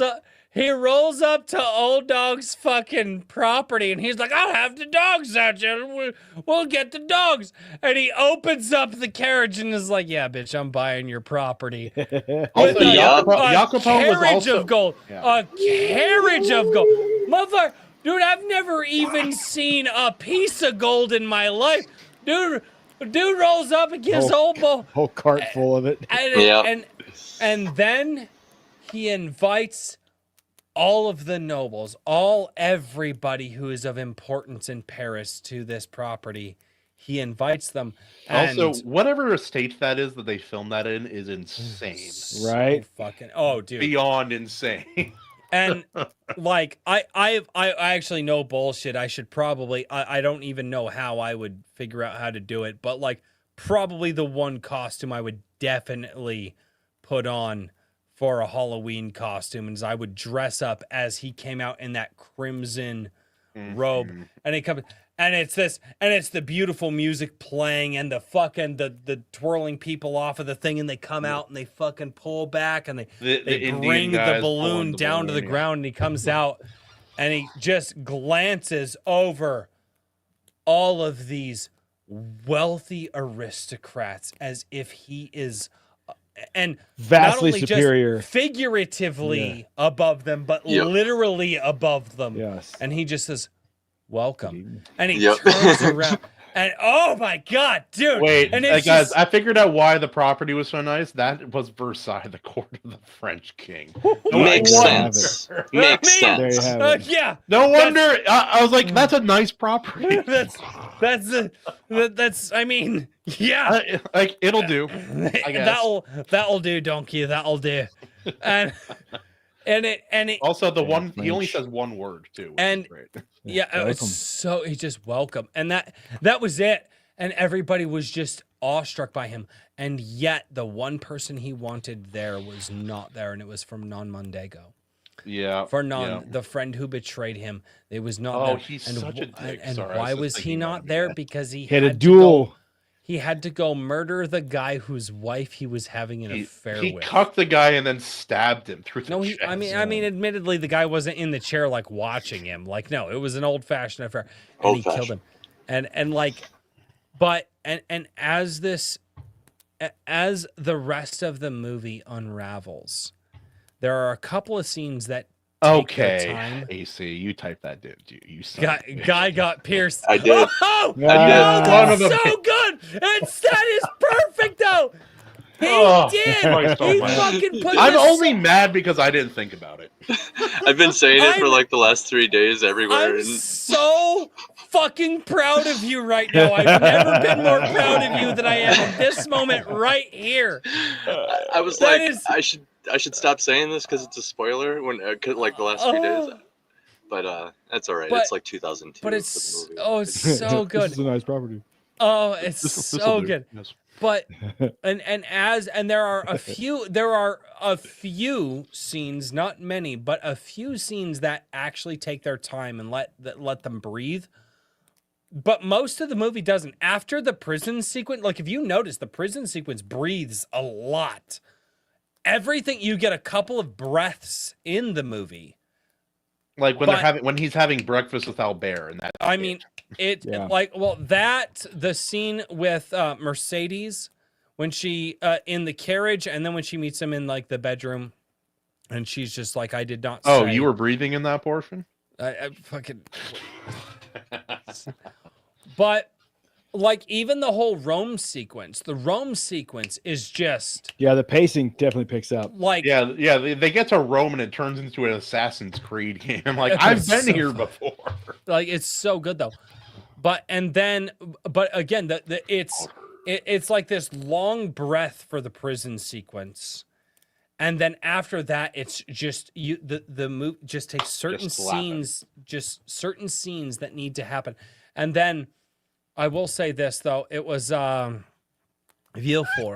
When he gets Villefort in the Bathhouse? in the In the cart? bathhouse. Yeah, no, in the bathhouse Yeah. to admit what he did. Oh, and then he gives him the gun and he tries to pull the gun. trigger. That is oh, the You most didn't think I'd make it that diabolical easy for thing you, done did in this you? entire film. Ugh. He gave him. He Ugh. knew that Villefort would try to take the coward's way out Yeah. because he And didn't he didn't even offer do that it to to him. anyone else. He knew Is it- Villefort would fall for that. But that was like Oh. the gendarme that put him in the things. It's a courtesy for a gentleman, and he put him in there. Ugh. He goes to pull the trigger, and the window over So- the cap. You didn't think I'd make it that easy for you, did you? Mhm. Oh, And cold And then blooded. the look, I'm sorry. He gave them opportunity to commit Dude, crime, Jim- and they hung themselves. It was beautiful. Dude, Caviezel did such a good job in that scene. He's like, He- you didn't think I would make it that Oh, easy yeah. for you. Just Just cold. Remember when he was a sneer, serial killer the in like a movie sneer- or a TV oh, series? my God. Dude, Jim Caviezel was a Caviezel. serial killer in a property once, That- and he was a very Oh. scary. Yeah, he's good. So good, dude. Jim Caviezel did such a good job. And this is pre-Jesus, like pre-Passion Yes. as well. Like this well, is just this is before, but pre the Passion of the Christ, and then barely though. barely. But he also was in Frequency as well. Did you ever see Frequency? I Like, think I did a long time Jim ago. Caviezel, dude. But just as he exacts his revenge, it's this, and obviously the movie quickens it, but in the way that it does it, the writing is done as a way that you understand this is long and exacting.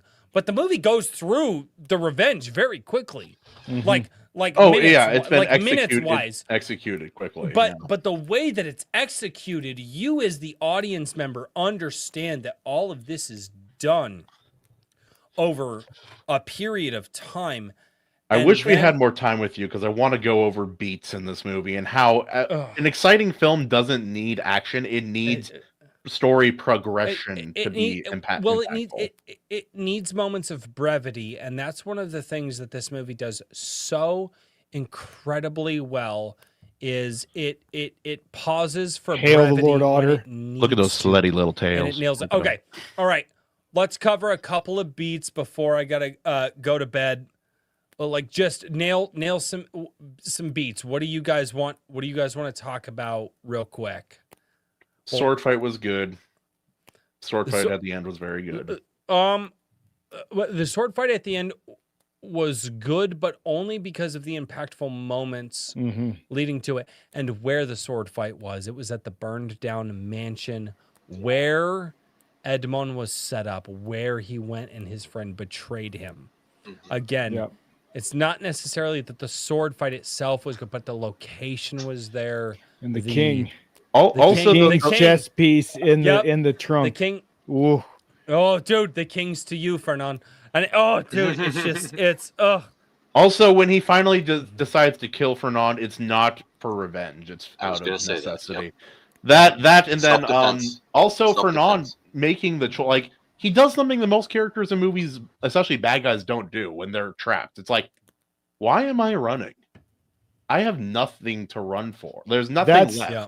That's the beat. That's the beat I was going to talk about. Is Fernand Mondego's last line? He said, "You know, I could never bear to live in a world where you have everything and I have nothing." It's like, which goes back, come and get some, son, get some. Dude, which goes back to the very when Mercedes describes to Fernand in the beginning of the movie that you were so jealous of Edmond with his whistle. It goes, it's poetry, it rhymes, and it's why the writers. I'm thankfully glad they cut out all the bullshit of the book because this movie is so good for it. They couldn't have put everything in the book. There's poisonings and plots within plots and something close to psychic communicate. Dude, the book is wild. I won't read it. But that it's right there, I cannot live in a world where you have everything and I have nothing. And that is so. And I'm sorry, Guy Pearce fucking nails anyone it. Like such an instant asshole the entire film. And but he's so good. I think I will say this: one of the beats of the movies that I wanted to touch on earlier, but we had to get to it. Now we've got to breeze over it, sadly. But when Zatara. Or not Zatara. That's the captain or Yakubo? No. Vampa? No. His helper. Zatara is Driftwood. That's him. That's Edmond. Jacopo. When Jacopo comes in and he sees Edmond sleeping on the floor, the stone floor, because after even though he is now wealthier than any man on the planet, he still sleeps on the stone floor because that's he got used sleeping to it in prison for so long, and it's so funny. Jacopo sees all the scars on his backs from the whippings that he took, and he was like, "Did that hurt?" And he's just dismissed. Oh, he's just dismissed. It's kind of a natural question, like, of course it's a Hey, bro, why the fuck your back look like that? You get in a fight with a cougar? Like two things that made me relate to that scene really hard was that question because of my ears. That is the most common question. Does that hurt? Course. No, that hurt, bro. Dude, yeah, it hurts a lot. It's a natural question, but it's also a stupid question if you think about it for more than a second. I try not to hold it against people, and I just answer it. I'm just like, no. I've had AC, this for like 10 years. we love your hole. We love your holes. Thank you. This is why, guys. But I lost my train of thought now because the whole compliment. What were we just talking? Oh, dude, we're talking about sleeping on the floor. Yes, talking about your holes. I used to sleep on the floor of the studio when my band went to Ohio and recorded, and I was like the only one who did it, and I was like, I couldn't like get comfortable on the couches down there, so like I heavily relate to that. And one time, my bassist was just like, what did he say? You just thrive in squalor, don't you? I'm just like, yeah, especially when you put it that way. 100%. Your bassist walked in. You've always been a broke bitch, hasn't you? Yeah. All right. So, I don't know why you gave him that. All right.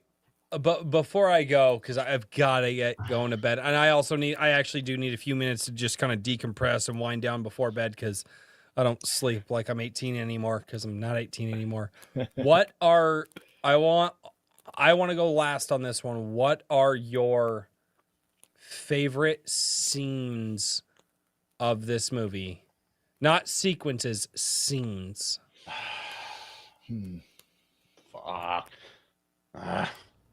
Bathhouse conversation. Nope. You got to get one. Let's just do one. One for each. You each get one. One for each. Okay, so the scene starts at 0.00 and it ends somewhere around. It ends somewhere around the time that the movie ends. Yeah, that scene. That's my favorite. Pick a scene. Pick one scene in this movie that you just go, That's the scene that sums up this movie for me. That's I got mine. Okay, go. My scene is in the prison when the priest is talking to Edmond about his past. Yeah, that's what I And was when thinking, Napoleon ordered him to burn the church, he said, "What did you?" And he said, "To my everlasting shame, I did. And like Richard Harris sells that scene so good. It's like I don't it's know like how he makes gut his wrenching, voice. Like he, Yeah. so. dude. That's my favorite scene. It's so good. No, I'm gonna you're say a right. weird one. The end scene, the final monologue, basically summing up After he bought the island. Yeah. When you realize, Chateau d'If. by the way, he bought Chateau d'If. That's how wealthy this man is. He bought a federal penitentiary from. For Nod, he owes money to this bank. We own that bank tomorrow. That's an or actually no, that there's that line from his from Jacopo. You are richer than any man I have ever heard of. That is a hell of a statement. That's yeah. Rich enough to fix Gotham.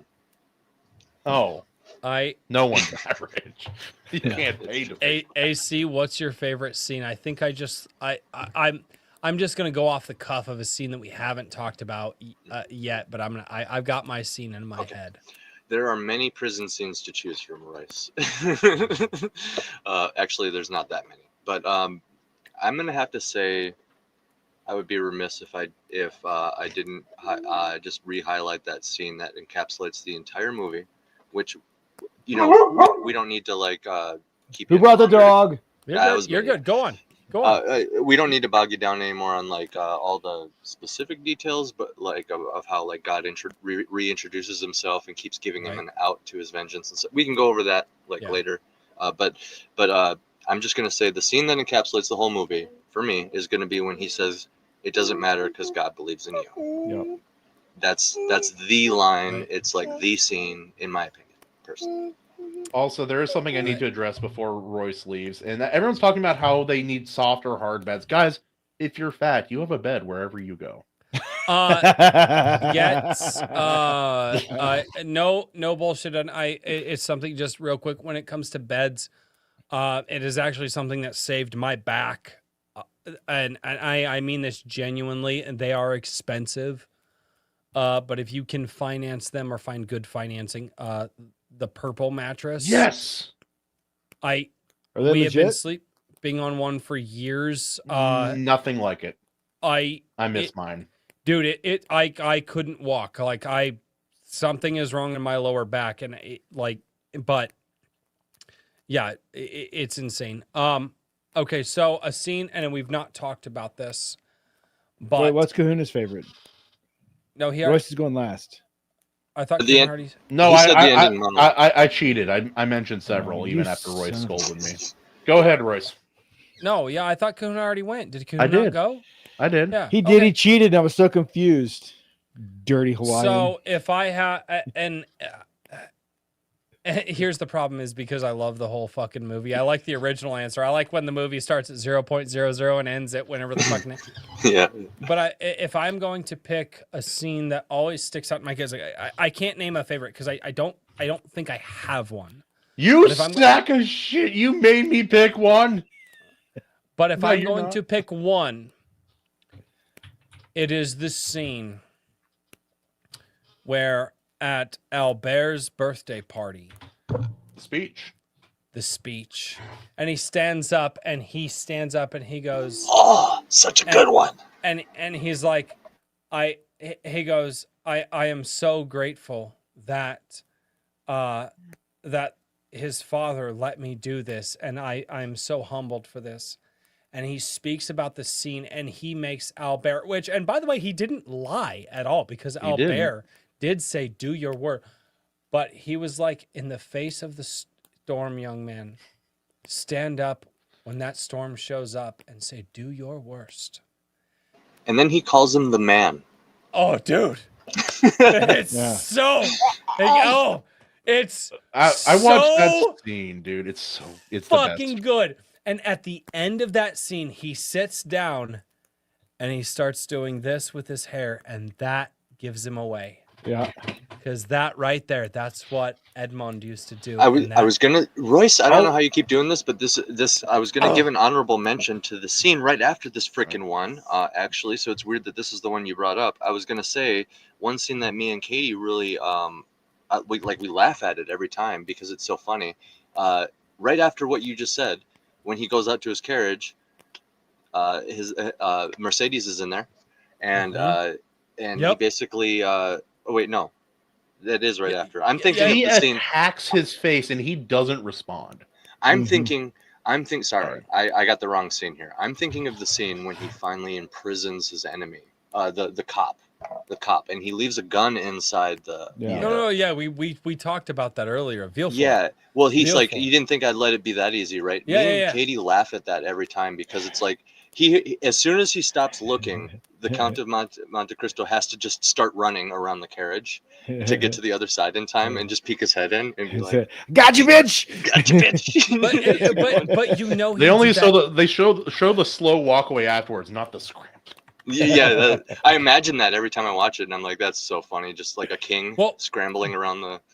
But here's the thing, is he did all of that intentionally. So even if he had to turn heels and sprint to it, he wanted to be there just to say, "You didn't think I would make it that easy." Oh, and so so good. if you think about it, is it really that funny? Because it's psychotic. Absolutely, it's diabolical. He knew that man was going to try to shoot himself, and when he realized he couldn't, he just wanted to be there at those bars, saying, "Did you really think I'd make it that?" God, Jim, it's like when you leave a prescription bottle full of harmless vitamins in a random prison cell. There's so much. You know what we should do? We should set up a watch party in my Discord for this movie. Yeah, man. Yeah. And just do what we did for Jared's movie, and just I won't put it like I don't remember if we did like a paywall or anything for that one. I don't think we did, but yeah, we should set it up in my Discord where we watch Count of Monte Cristo with everybody. Dude, I'm in. Yeah, man. Chat, I watched it literally last night, but this movie's good enough to just immediately watch again. It's so good. It's so good. Gentlemen, I gotta get going to bed. I gotta decompress before I go to bed. Dude, I fucking love this movie. I'm so glad you guys want to talk. I'm glad that you guys are as into this movie as I am, because imagine if you walked in here and it's like, yeah, this movie is pretty boring. I don't really. Yeah, it's like, yeah, what the fuck? I don't know why he chose this movie. I'd be like, the only one who might have had something like that to say is Justin, and he's not here with us. Oh, he didn't like it. I'll just say that. He didn't like it. He was like, he also hates Royce. You don't understand how many movies he hates. How many good movies? I don't understand Justin. He is an enigma. He sings black metal and he likes K-pop. I need to leave before I say bad things. I love you, Justin, but please stop making bad decisions. No, just it's content. Tell us more. yeah, tell us more. Well, hey, Royce, thanks for coming on, buddy. Yeah, man. Dude, thank you guys so much. Yeah. I wish I could stay longer, but yeah. And hey, Royce, I'm gonna get your number off of one of these. I didn't know these guys had your number, so I'm gonna get your number. I'm going to get a hold of you in the next few days, because your scene is written, dude.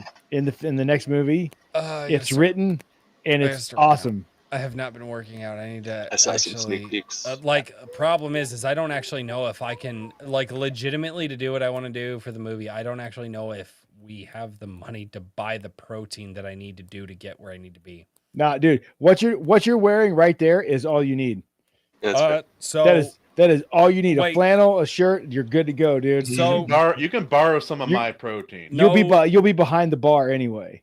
No bullshit. This is Grandpa's. That's sick. Awesome. Even better. The fact that Grandma, that fits you is pretty wild. When Grandma after Grandpa Royce passed away, and Grandma was going and cleaning out the closet, she was like, "Hey, I don't just want to throw these away. Do you want any of his flannel shirts? And I took as many of them as I could take, and a lot of them are beaten up and torn up now, but these are the, yep, this is Grandpa's. Dude, you got to wear that. I got plenty of them. I got plenty of Grandpa's. You got to wear that shirt, dude. That's gonna be that's awesome, dude. Yeah. What's the scene? The scene you're in is like, I'm trying to pack it with Iron Agers. Katie's in it. You're going to be in it. That's super dope. Kahuna will be in it. AC will be an extra in it. Like, and so with having you in there, like, and it's like, I wrote the character around you. So it's like, you don't even have to try. It's just like, go be Royce. Oh, dude. And since I'm in the scene, we're going to get to explore themes of, abuse of power. And what I'm worried about is what happens off scene when we get obliterated that night. I don't get drunk in other states. Jarrod, reach out to DPR. Reach out to DPR. Get my number from him. Okay. He's got my number. Yeah. Good. Like, yeah, like he's definitely got my number. You can reach out to him. Just say, hey, Royce said on live stream, and you can go watch it. Like, go verify it. He said it. I can have it. Yeah. Otherwise, I'm not creeping. Jarrod, you could borrow my mommet I have of Royce and use that to find him. All right, guys. Peace out, guys. Thank you so much. It's good hanging out, Royce. I fucking love this. Yeah, Jarrod, hit me up. Yeah, hit me up. Let's talk, dude, because I'm excited. That's gonna be dope. Yes, it is. All right. It's gonna be sick. You have a good night. God bless everybody. Yeah, dude. Cheers. Good night. Peace out. All right, now that he's gone. I missed that guy. He's gone. No. So, real quick, everybody go in the description and follow A Drink with Crazy's YouTube channel. We didn't even get to talk about, like, honestly, I could have just kept talking about that movie for a while. No kidding, dude. Yeah. Royce is like a promoter interviewer, just like us. So, I mean, not too much, a lot to talk about. Kind of the same deal, but so a lot of us met each other through his channel. Yeah. Not everybody, but a lot of us. Yeah. And I mean, that's how I met you guys. Same. Let's see real quick before we get back in. Let's see. I was watching a bunch of YouTube videos, and basically after I finished my novel, I went on Twitter and just followed the YouTubers that I was watching, right, when I was doing my research. And all of a sudden one day, a freaking Iron Age Knights popped up, and I think it was just DPR and Royce just chilling there or something. Maybe, no, I think Richard might have been there too. Richard was probably there. I remember when you joined. Yeah, there's a couple people maybe in the chat. Richard! And I was like, what are they talking about? I got confused about something. Oh, Shalar, the Legend of Shalar. Yeah. Shout out to Maji. Yeah, you I got confused about Shalar. I just watched The Lion, the Witch, and the Wardrobe. Shalar is like the deep magic. It's like, I was there when it was written. I was there when it was written. Oh, that lot. I watched that movie with my kids here. And I'm like, that film is it's good for kids, but a couple scenes I'm like, oh yeah, this is darker than I remember. Like the sacrifice scene is straight, like it's so close to the edge. I'm like, I almost don't that scene like creep my son out. Yeah, it should. It's dude. creepy. Now, what's funny is like my daughter is 2 years younger, and she is cold as ice, dude. She's like, So what? They're gonna kill the lion? Yeah, dude, just cold as ice. And then my son is like, Your son that was my youngest. Your son has the masculine urge to protect the lion. Yeah, I guess, man. My youngest was like, as soon as Aslan gets stabbed, he's like, leans into me. I'm sad. I'm like, it's gonna be okay, buddy. I promise. I promise. Yeah. Just wait. Give it 10 minutes, buddy. That movie's really good too. But speaking of another godly movie, the one we were watching today, it really seemed like they took the source material and kind of made it a little bit more of a Christian-focused movie. For sure they did. Turning it into a redemption instead of a revenge, even though it is still a lot of revenge in there. It's like the way the book is written, it feels like it was serialized. I wonder if it was. It felt like whole portions of it felt like something different, and the way it's written, it's almost like it was written chapter by chapter and released that way, and then compiled later. That's cool. Yeah, it kind of feels that way when you read it. Interesting. Shala started as a joke, but it's real. I seen it. Yeah, the first stream I joined, they were mid conversation, and they said something about the Shalar situation, and I'm like, I thought it was more like political drama. I was like, what happened? What Shalar? Who is Shalar? What did they ruin? What did they adapt and ruin? And yeah, Animation overload. I have a lot of sus quotes, I think. Every time. Yes, you do. you can borrow my protein. You can. My God. Wait, we got. You can gotta- borrow my protein. Just don't give it back. When Yeah, you're done. please don't give it back. Yeah. I was about to make a comment about my ex-wife. Now, anyway, we're moving on. Yeah. The quest for the golden wig. Yep, that was my first YouTube video. Was announcing a fake wrestling match that Royce and I definitely never had. That was my very first YouTube video. That's It was awesome. great, dude. Hey, fellas, I got to dip off here because I have to catch a train at 5 a.m. 5 a.m. Montana time, which means I got to leave here at 3 a.m. Wait, you have to train or you have to catch the train? catch the train. Okay. Yeah, You gotta What do run mean really you're fast. already shirtless. See, this is bro, you're an hour and 45 minutes in. Of course, he's shirtless. Oh, he just yeah. started. Yeah. yeah. He's at the beginning still. Yeah. He that's how quick them chats come in, man. But yeah, Jarrod, you do your thing. Me and Kahuna can talk about a few things and wrap this up. Right on, guys. We All can right. talk about sharing protein. Nothing weird. Yeah. Talk thanks. to you guys later. I'll see you next week. God See you, bless everybody. You have a good one. So Now that the boom. weirdos are gone. Zoom in. Oh, look at that. So I was gonna say, public domain, right? Superman is entering public domain soon. That's gonna be crazy. That's gonna gonna. be crazy. I'm worried about that. Honestly. Remember when Winnie the Pooh entered public domain? People went crazy for a while. Oh no, bad internet. Also, I think I ruined somebody. I think I yelled so loud that I ruined somebody's internet. Where was that comment? Yeah, there we go. Eric Grant. So Kahuna started yelling and my internet crashed. Coincidence?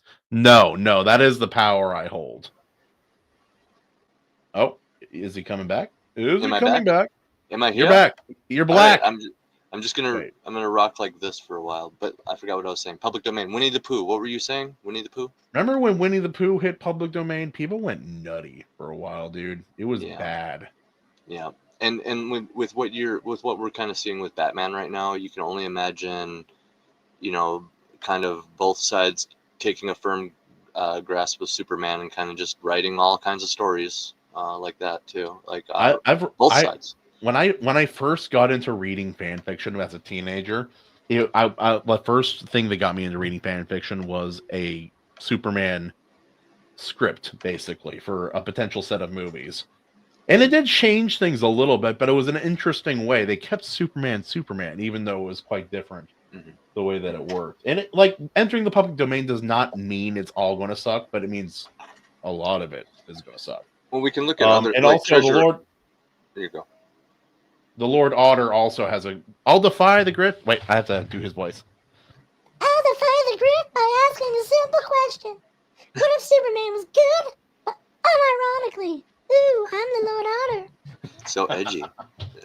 Edgy Otter. And So brave, so bold. yeah. Well, we can look at things like Treasure Island and like Treasure Planet, right? And like public domain is Zorro is technically in the public domain too. Yeah, it's like Three it's like the second Musketeers. life of a story. Really, it is. If someone was smart, they would make another good Zorro film. There's so I'm much public amazed that- domain. It's in public domain. It has been for a long time. Like they're so obsessed with like adapting Tolkien and editing it. It's not even a reimagining. It's just like an edit. And like Halo, all these hard edits with these adaptations. Like there's no point in adapting it if you're not going to adapt it accurately. So if you're not going to do something accurately, look at public domain where that kind of shit is okay. Speaking of Halo, did you see about that GameStop like in Ohio? They still have the wall of banner. Do you remember what they said about it? What did they say? Oh, we'll take it down when a better game comes out. Nothing has. Nothing has. Yeah, we'll take it down when a better game comes out. Yeah, It's so true. mic drop. Is this a come on? Is this what is this flirting? Yeah, it's flirting. Okay, just checking. No, he's gonna toss a few clams your way. It's a bro moment. It's not. It's just bro. It's brosy, man. It's not weird. I can't He's got believe lady otters anyway. for you, man. He's got that. Evil Superman is so over. Yeah, I'm so sick and tired. You know the best, like, I like the new Superman film. I'm not ashamed of liking the new Superman film. And people like give me crap. Oh, it's not nearly as. I'm like, dude, don't you realize like what we've been given as far as Superman content? Yeah. For like a decade has been like just evil Superman shit, garbage. They even made Henry Cavill. You know what I mean? Like Henry Cavill is more like Superman in real life. Than the character they made him play. So, and people are aching for the old traditional shitty graphics Superman because that's how bad they've been doing. So, like, that's what I'm saying. The public domain thing, like, especially right off the bat. Right off the bat, you're gonna get a wave of these evil Supermen that Lord Otter's talking about that everybody's sick of. But then you're gonna get the clapback, the rubber band effect, where you get classic, justice-fueled American Superman. That Tarantino was considering making a Zorro film.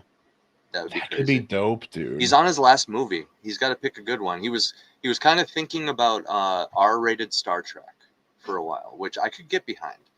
A little bit. I wish I gave a shit about anything Star. I can't bother. Well, Tarantino Star Trek might do it. That's what I'm saying. Like, maybe I do. Pete, like, this is one of the opinions of like Razor Fist. Like, I like a lot of Razor's opinions, but he has very strong opinions. So for me, when I don't align with those opinions, he, to me, is so drastically wrong. He hates Tarantino films.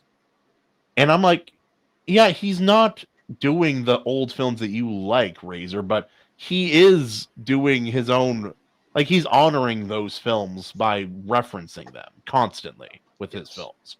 At all times, he is doing that. Like, whether he's referencing anime, old kung fu movies, racist westerns, gangster movies, he's had his phases, and they've all been good. Yeah, but Tarantino's Tarantino. Some people don't like. I get it. Yes, Christopher Reeves is better. Oh, that is a subject I'm willing to talk about. But finish your thought first. Oh, just that's it. I would still consider Tarantino. He did kind of. What is it? Set the standard in a lot of ways for certain things. That's why we say we use the term Tarantinoing something. Jumping back, even though he's probably not the first to do it. Definitely. He made it famous, and the guy is kind of like a master with the dialogue, and you could downplay. He writes compelling dialogue, and he knows how to direct actors. He just does. Tension in scenes, directing actors, Glorious Bastards, great movie. But great movie. Everybody type your favorite Tarantino film down below. I'm curious what everybody says. I know what mine is, but the thing I wanted to talk about, AC, is some insightful people have noticed one of the biggest differences between the James Gunn Superman and like the Snyderverse Superman, and that is the Snyderverse Superman is a god among men. It elevates the godhood, kind of the god part of the Superman character, whereas the Gunn version of Superman elevates the man part of Superman. Now, he's not but the real winner, the best Superman stories that exist, elevate both. And you can this is why a lot of the romantic plots with Superman are a lot of the go-tos, because you can elevate both using Lois Lane as a writing device, like a storytelling tool, because she can elevate the man side, obviously he loves her, and the super side, because the dichotomy of his relationship between her and being Superman, you know what I mean? Yeah. Now, like, moving forward with like Gunn, if he continues like leading the DC universe, if they could move into like the self-sacrificial, like Superman is the Jesus allegory version of Superman, that would be really cool. I really doubt he will do that, because you can have Superman the man and Superman the Jesus allegory, and it works really, really well. Once Upon a Time in Hollywood. I still haven't seen that movie. I'm embarrassed to say I have not seen that film. I may have seen it once. I got to rewatch it though. Maybe we'll visit it on the Iron Seas. If we Kill Bill is my favorite by a long shot. If we get like a pulp creator on the Iron Seas, maybe we could just be like, you got a Tarantino movie? But we just kind of like have been leaving it up to the guests a lot lately, which has worked out. It's pretty cool. Or we'll give them options, or we'll give them a category and they'll pick. With Royce, I'm like, I kind of figured what movies he would pick. I know what he likes. Yeah. Besides men, just kidding. I will be right back in 1 minute. I gotta check on my son quick. Here. Okay, that's just fine. Well, chat, I guess it's just you and me. How about we slow dance real quick? Oh, you feel that rhythm, baby? Do you? Anyway, you guys know too much about me at this point. But what about you guys? Let's talk anime real quick while AC is still not here. Like, while he's still gone, let's talk anime real quick. Did anyone see the Demon Slayer Infinity Castle Part 1 or the Chainsaw Man Rize arc, the movie?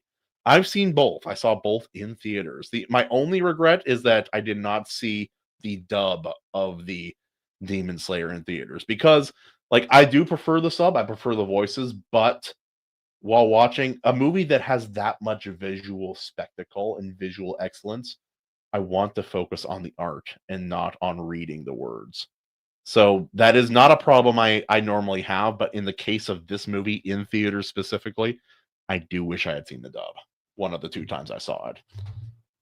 It's interesting. I tend to default to dubbing, but I do like the voice acting of subs. It's almost always superior emoting. It's not even always superior. It just fits. Fits. Yeah, that's the best way to put it. Actually, yeah, fits. There are some dubs that are just better, and I completely stand behind that. Have you seen how they go about doing that, dude? It's complicated, but I've seen there are shows that are just better in dub, and some of them are my favorites. Yeah, you have trouble with a little like your dyslexia, so it makes sense that dubs are better for you. And at least we're now in an era where your average dub is fine. It's not always better, but it's not shit almost ever anymore. Which, like, we need to talk about like some of the good things about being a modern anime fan. You guys remember back in the day, a single season of a show would come out, and then that's it. 12, 13 episodes, maybe 24 if you're lucky, and never a second season, never renewal, or like in some cases, like, oh, there's a second season. It's been 9 years. Like, people who were children when this show came out are now married adults. That's how long it's been. Not quite as bad, but like kind of like the huge gap between the final season of Attack on Titan and the previous one. There was like this multiple years gap. And so I kind of know what you're saying is like kind of a surface level anime enjoyer, but I'm sure that's just a recurring thing over there if they were comfortable enough to do it on like a quadruple A title like Attack on Titan. I'm sure there's plenty that are just like in the back burner for the way it used to go is that most of the time, way back in the day, from what I understand, most anime were to promote the product, so the manga or the cheaper. It was like this: you will spend this money on this thing that will not make its money back, but it will promote the things that will make money back, like figures and like art and then the manga and things of that nature, or games. Even they did that for movies and games quite a bit. But yeah, like even back when I first became a fan, like around 2013, my wife got me into it right after we got married. It was like very few shows got a second season. Like maybe the biggest show of the year might get a second season. So like Sword Art Online. Sorry, hold on. That got a second season. for some ungodly reason. Well, there's a lot of yeah. bad ones that kind of popped up. Yeah, there's a few. And then but like Attack on Titan, that show first came out in like 2011. And it didn't get another season till like maybe 2015, 2016, something like that. That was me throwing up for saying SAO got a second season. SAO Abridged is the it is the only way to watch that show. And it is free, it's on YouTube, and it is amazing. Abridged specifically. It's the only way to watch that show. And it's in that Abridged SAO is one of the funniest shows I've ever seen. I'll say that straight up. Legend of the Legendary. I was gonna say they were pushing Attack on Titan to be like top tier every step of the way. It was like they kept trying to like push the envelope. I don't know how to put it. So it's kind of surprising. Better and better. The sub and the dub. Well, I guess season 1 isn't that crazy. Yeah, they were like really pushing that. Yeah, no, but when they switched studios, so like, how did that not get just approved right away? I don't know. It was a trickier process. They didn't. I have a feeling there's some drama behind the scenes. Well, part of it, I think this is a theory. This is not confirmed. You guys, let me know what you think. Oh, the dub is really good though, Otter. It's not made. I don't know if I prefer it, but it is really, really good. Anyway, the manga does have this tendency. Well, we have this great concept. It'll be really interesting at first. And then very, very quickly, it sucks. And there's nowhere for the story to go. That is a huge, huge common thing that I've seen with a lot of manga specifically. The more I read manga. Oh, he did fine, dude. He was a little like bro with it, but like it was fine. It was fine. It was a little bro, yeah. Really funny. Also, Full Metal Alchemist Brotherhood is better in the dub, and so is Gurren Lagann. Both of them, by such a huge margin, are they better in the dub. It's embarrassing how much better they are in the dub. And then there's the obvious answer, which is the original, like the first official, non-official abridged series, the Ghost Stories dub, which is so funny. It is the best.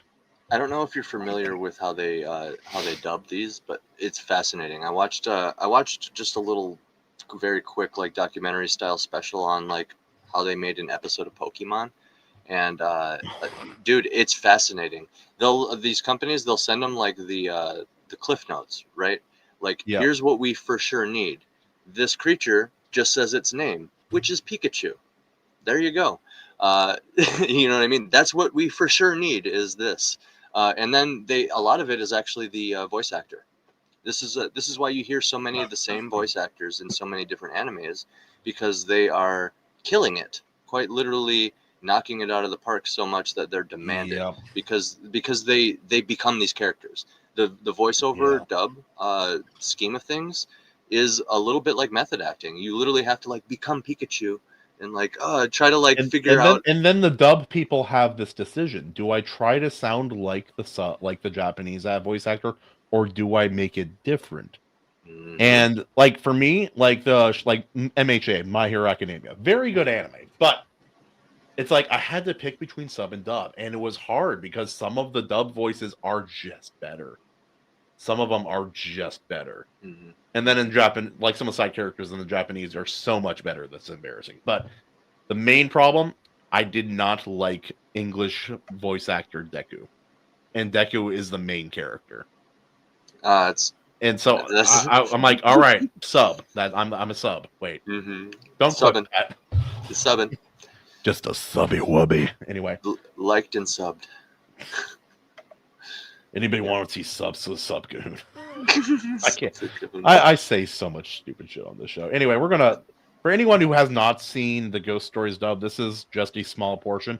Mm-hmm. They altered the scripts. The story and the character names are the same, but the script had to be.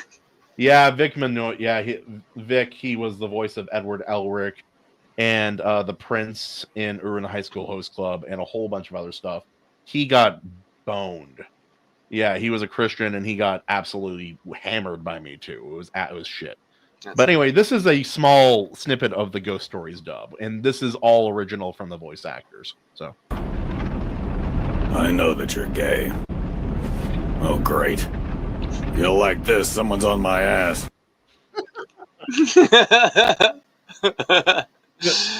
Oh my god. like, the entire show was so Dude, that's funny. like I little boy character. Have you seen this? no.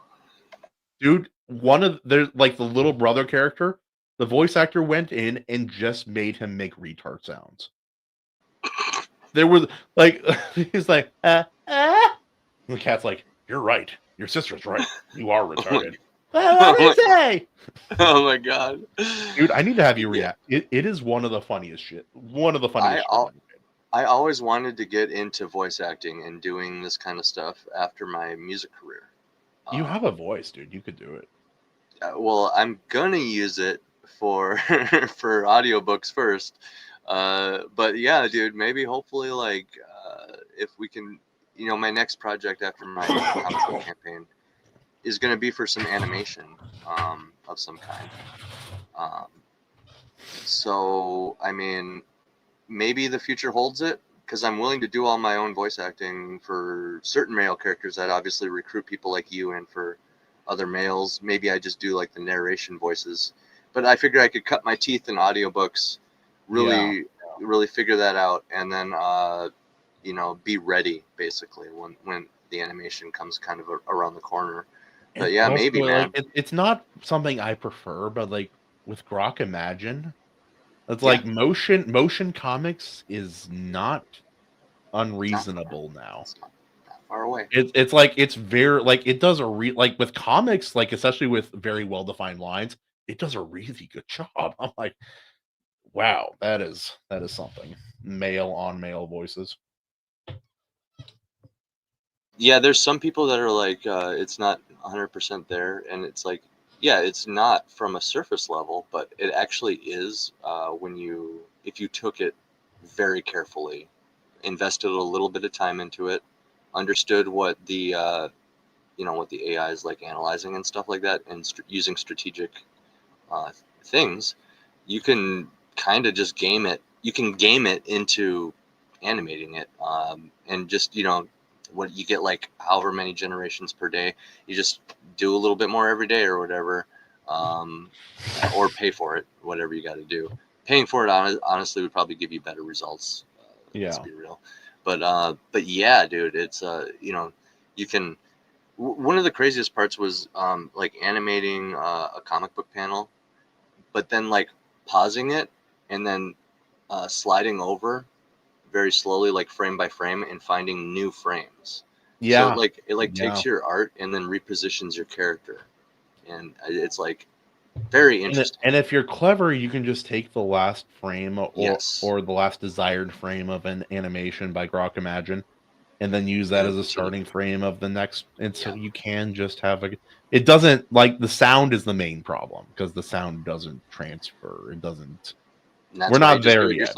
That's why you just do it yourself with the sound. Yeah, the sound is important. Though having fake Japanese voice say weeb things was funny. It's really fun, yeah. But like the dubbing, right? You could just have comic book Kahuna. It doesn't really matter what sound comes out. Just have like Grok tell it to talk a little bit, and then you can kind of like, you can honestly reuse that if it has the right background and stuff like that. And if it doesn't F it up too much, you can even slow it down or speed it up to make the lip flaps a little bit better. Yes. Look at what abridged. I want everybody to think about the abridged series, like Pokemon, DBZ abridged, all these abridged animes. That's all they're doing. Thing abridged is really funny. They're recycling. That's all they're doing. Get that bitch a cannon. Bitches love cannons. Bitches love cannons. Yeah. That line is very famous from that show. But yeah, man, abridged has been doing it for a while. We need to talk about anime at some point. Like we kind of are now, but like in general we do. Yeah. So like I know it's getting late. We have our viewership is going down a little bit. Understandable. It's late. But what any of you are? What are you watching right now, Otter? I know you were talking about Apothecary Diaries.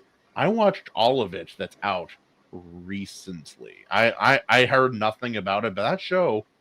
Oh yeah, yeah, dude. Hellsing is the manga is insane. I'm gonna collect all of the deluxe editions after I stop. Oh. Yeah, the Apothecary Diaries. It's like a romance, but it's not focused on the romance like at all. Dude, Apothecary Diaries is like has the political savvy of something like Game of Thrones. It's very, very interesting, and it's very, very good. It's well for people who watch it, they all love it. It's very, very good. And it's like you and I on Twitter, Otter, earlier, we were talking kind of dunking on Free Rent a little bit. Free Rent is great. It's good. But it's not the godsend for me that it is for some other people. Like for me, like when I was watching Free Rent, I was also watching what do you call it? Yeah, I heard that was good. There's also like a fantasy dungeon one where they hunt down monsters is specifically as ingredients to cook. And it was pretty good. That's just a good idea for like a novel too, to be honest. If if a cook decided to write a book, a fantasy book, dude, yeah, there you go. It's fun, dude. That's good. It was solid. But like, dude, I've been getting back into like romance manga and anime, and it's like it's different. It's for a different reason than when I first got divorced. I think at that time I was just lonely and I wanted some solace. Now it's like I'm moving towards thinking more. This sounds dumb. I'm moving towards living more purely and thinking more purely. And so I like these wholesome romance stories. They're inspiring and they're sweet and they're nostalgic for a very different time in my life. Like most anime, I can't show my kids because they sexualize characters or they talk about really taboo subjects. And then you have a show like Blue Box, which is a romance anime and manga, and it is like the most lewd thing that's happened in the entire show. She dried his hair once after he was done like having a shower. He was dressed. Like that's the most lewd thing that's happened on the show. Have you checked out Blue Eye Samurai? I have not. I've heard different things. I heard I think I saw a preview. It looked like a 3D one. So I'm not sure yet. It dabbles in that a little bit. It is a Netflix one, I think so, and written by a woman. But me and my wife watched it, and it's interesting in that the whole thing kind of explores male and female. Like she's a female and a foreigner. She's got blue eyes, like light skin and blue eyes, and is a badass samurai. And when you think about it, like that could make sense with a female if they trained enough. They have a sharp sword. That's fine. You cut off a limb. You're not I don't care if they do stuff like this in stories, so long as it's not for messaging. That's the problem. The whole point. I think there was like a couple drops of messaging. I'm not gonna lie, Kahuna, because it's Netflix. But yeah, what me and my wife appreciated was, so it's being written from a female perspective, and it's like this anime, right? This action anime. There was a lot of like really interesting like male and female dynamic stuff going on in there, and but I can't say there's no lewd things because they do like show dong. I remember that, but it wasn't like disgusting whatever. It was actually kind of funny, if I remember right, because it was like I think the whole town was like it's funny dong, just like in Nosferatu. Very funny dong. Very funny, yeah, very funny moment. No, I think terrifying 7 foot tall naked corpse. I think she like came upon a town where they were like celebrating some holiday, and like part of that holiday was like all the men run through town naked, or like everybody runs through town naked or something. That just sounds like Tuesday around here. Well, I think it's based on like a real holiday too, and it was funny, more than anything. But it's like you don't need to draw the dongs for sure. You don't need to like have them animated. Somebody had to animate that dong. It's like I don't mind lewd stuff in my stories. It just depends on the context a little bit. I'm trying to alter the percentages of what I'm watching a little bit, but like in the show Samurai Champloo, there's an entire episode dedicated to the rooster guy. What is his damn name? I can't remember. But the entire time he is doing whatever this woman says because she says she'll sleep with him, and so he takes down 3 gangs by himself, in horny desperation, and it's one of the funniest episodes I've ever seen.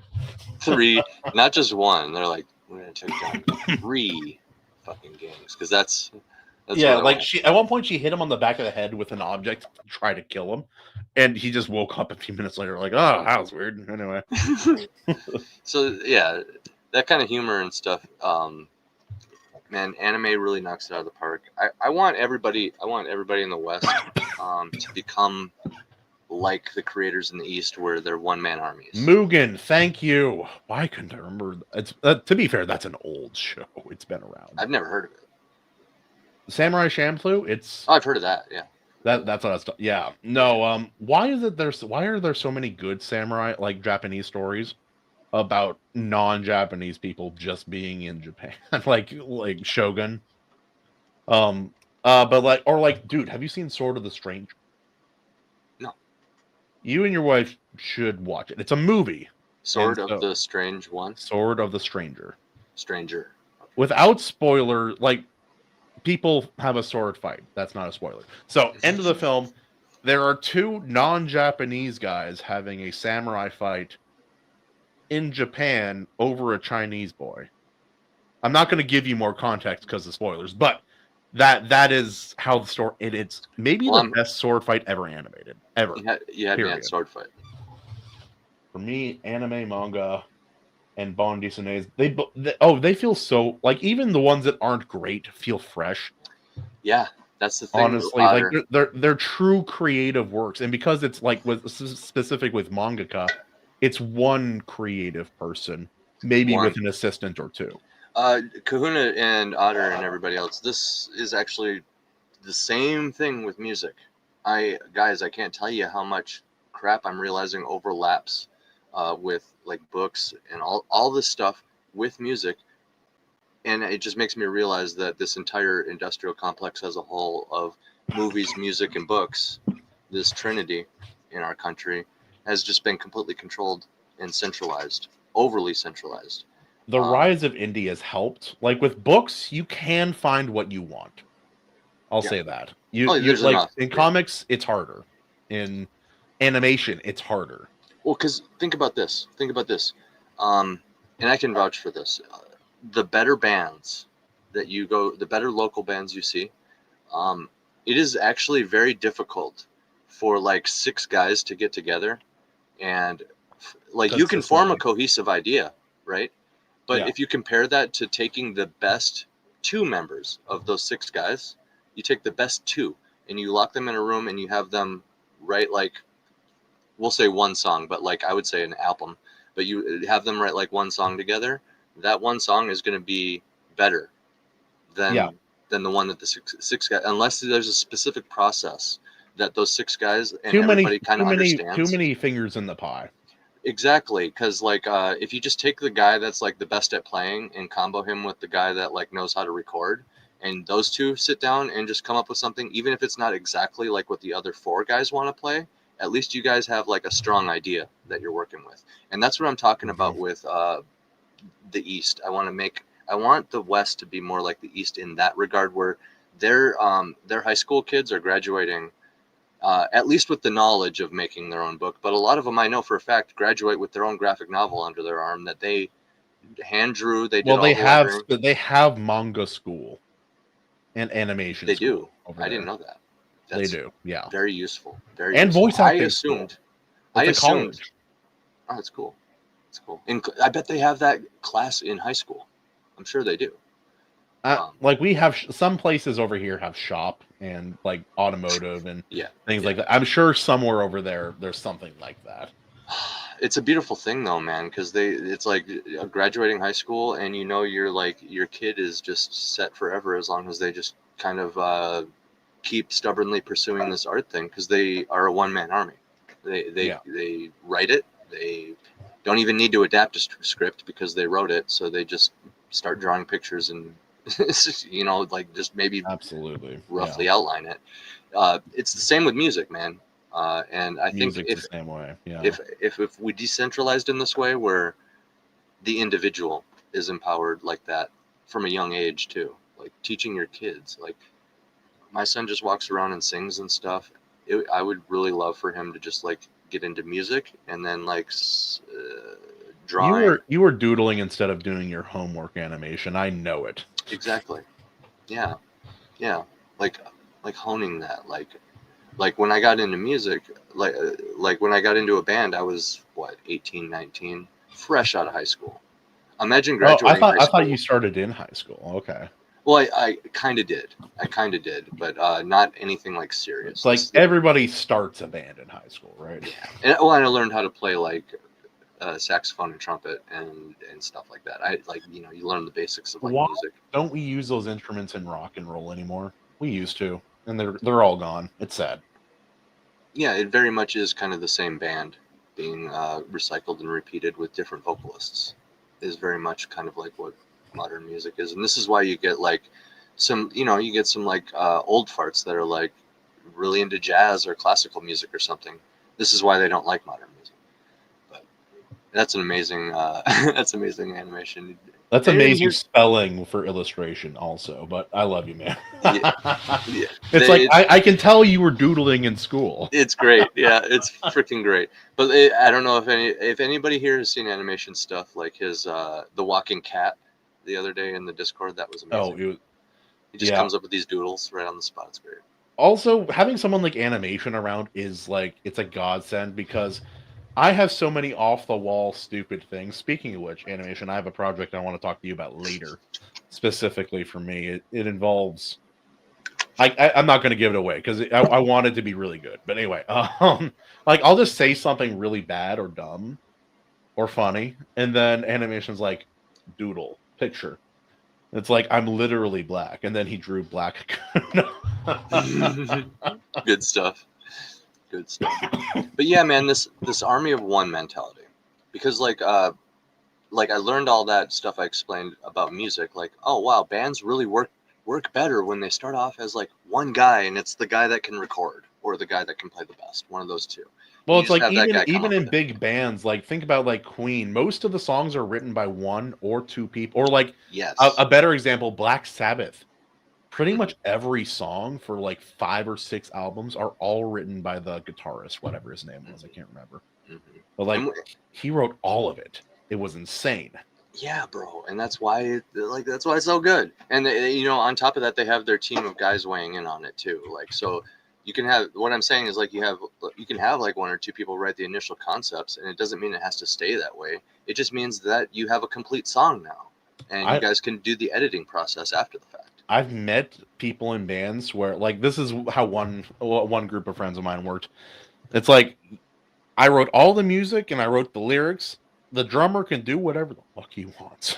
Yeah. Because, like, the guy who would write the music, he didn't have any idea. Like, drums is a different language. He didn't know it. So the drummer is a spiritual role. For sure. You're like kind of holding it all together, man. Like with a 3-piece, it's almost like everybody's following like the vocalist or something, but like it's reversed with a bigger band, with more than 3 members. It's like everybody has to follow the drums, because it's becoming such like a complicated thing. The drum is the meter, essentially. It's the temp. Yeah, it's like the metronome. Yeah. Yep. It's like Sheldon was asking, do you guys write or draw comics? Actually, AC. Yeah. This guy, sorry. Yeah. He has a comic. He's written it. It's being done by Luke Stone, the creator of fundmycomic.com. It's being created by that guy right now. Pull up an image. The new ones are, dude, it's so good. Also, didn't Animation color one of them earlier, or was that someone else? He had been coloring them. Been coloring them. I'm so proud and so irritated by how many talented people I know. It's a beautiful. I'm glad I don't have an envious spirit. Whenever I talk about it, I'm jealous. It's more I'm saying it as a compliment. I'm not actually jealous of you. Right. Here. So I don't want to mess up my internet. So what I'm going to do is I'm going to post a bunch of them. Do you have Discord pulled up? I do, always. Okay, so I'm going to post a bunch of them in the cargo hold. Oh, okay. Yeah. I'll stash them in the cargo hold. I with the cargo hold and the booty. But yeah, Sheldon, stick around here for a second. I'll just toss them all in there and have Kahuna go through them here so you can take a look. Just some recent ones. But yeah, I'm doing comics and stuff. I'm trying to do everything. This is kind of like part of why I've been talking about this and brought this up a little bit. Is I realized when I got into like being an author and stuff. There, I just posted in there. When I got into being an author and stuff, I realized how similar it was to the musician thing, where if everybody just kind of, there's a saying in like tabletop role playing: deliver the paladin or deliver the barbarian. That's the strategy. Sheldon, it's called A Saga of Sunsets. It's an orc story, short story from his novel Mortal Descent. It's a fantasy story set in the world of RK, and the book is quite excellent. And I'm loving how the comic is coming out as well. Yeah, thanks for inquiring, man. We'll show you some art here in a second. But yeah, like it made me realize that like deliver the barbarian strategy worked so well in music, and then when I got into books, I was like, oh wow, I kind of got to become the barbarian, so to speak. The thing that everything is invested in. I got to learn how to do my covers. I got to learn how to adapt the source material into a script. Since I'm already writing, I might as well learn how to do that. Why outsource that to somebody else? You know what I mean? And it's like here in the West, we've become so groomed to outsource every detail of the job to other people, and this goes down to writing too. Like for example, editors. One thing that people don't realize is other authors double as editors because they're writing and they're looking for this. Now, not everyone has the skills for it. Also, this is by Animation Overload earlier. Yeah, animation's good stuff. Yeah, this is about the tree butts. I told you not to tell people about that, man. I shared that I shared that story in confidence. The tree butts. Yeah. But yeah, like we've become so like groomed to outsource every part of the job to everybody else that every individual kind of becomes disenfranchised and depowered. We're all, because we're so reliant on other people. And then in like a free market, yeah, this is colored by Animation Overload, inks by Luke Stone here. Animation did really good. I think I'm gonna bring him on as like the colorist. I'm pretty. You've been messing with color, but his colors are really good. My colors suck in comparison. I can color something, but that's all you can call it. It's not like it's not like popping out at you. It would be fun to do one of the comics at some point, AC, in like old school psychedelic colors from like the 70s and 80s. Remember those? Like the OG Elric. Did you ever see those? No. Oh, I'll look at dude. I need to. OG Elric, it looks funky as like the Dreaming City. I'm like a city full of people on hallucinogenic drugs done up by someone who looks like they were on drugs. I really need to get into the Elric stuff, like really bad, and Conan. We can read it. We can do it. We can read one of the books for like a book club thing. I'd love that. We need to jumpstart the book club again too. After my move, I will have. I've just been I've been trying, but it's been tough. Old school Elric comic. Let's see images. But yeah, so yeah, like what I was saying is like it's kind of as long as we maintain this current mindset of outsourcing all the work to other people, what it's going to force us to do is have to do royalty splits just like bands. So if we want it, like for example, if like a real artist wants to compete with AI, I'm not saying this is the only way, but it is a way that we've been doing through music for like the last 100 years. So why not also apply it to comics, which isn't talked about as much for some reason. But essentially the idea is there's no upfront cost. If you need to outsource everything, you get a You get an artist that's willing to do everything now. Let's say you're the writer like me, right? Listen, I'll write everything, you draw everything, 50-50 split when the book's done. That's what they did for Ghosts of the Badlands with George Alexopoulos and Razor. Yep. And that book is so nice. Yeah, I really like that comic. But dude, real quick, AC, yeah, this cover fucks. Ooh. Look how cool this cover is. Holy shit! This is how this is the old school Elric stuff. Bro. But like, look how cool that it's like the oldest school of fantasy, and it's like ElfQuest if it wanted to kill a mother. It's very 70s. I love it. It is psychedelic, like the old one, like some of them were really good, but like, yeah, look at like the colors are psychedelic, truly psychedelic. Do you think this would hold up if this came out tomorrow? Like not the contents, but just this as a cover. You know, delete Elric off the top, the title, and just like look at the art. Do you think this would hold up, or do you think people would accuse it of being AI? I don't think they'd accuse it of being AI. Okay. But it is really out there. I think you'd have to detail it and shade it a little bit differently. But like this art, like what do you guys think? What do you guys think of this? And AO says I would hold it up. I really like it. I like it too, yeah. The hair is ridiculously flowy. The sword like when things are not the color they should be, but it all still kind of works. That's the old like psychedelic coloring system of certain like bande dessinées and manga and like comics. It was so much fun. Mm-hmm. But yeah. So the only thing I'd say about that cover is covers are technically meant to kind of convey what's in the book. There's a lot of water stuff going on in that cover in the background.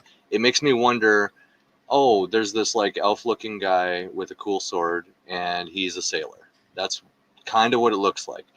I haven't dived into the Elric stuff. I really need to. My laptop's dying. I will be right back. I gotta run really quick 6% and plug it in. I'll be right back. Yeah.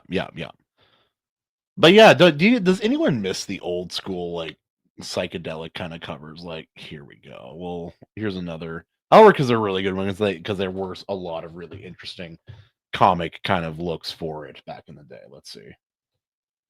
Go share screen. Go here. Bam.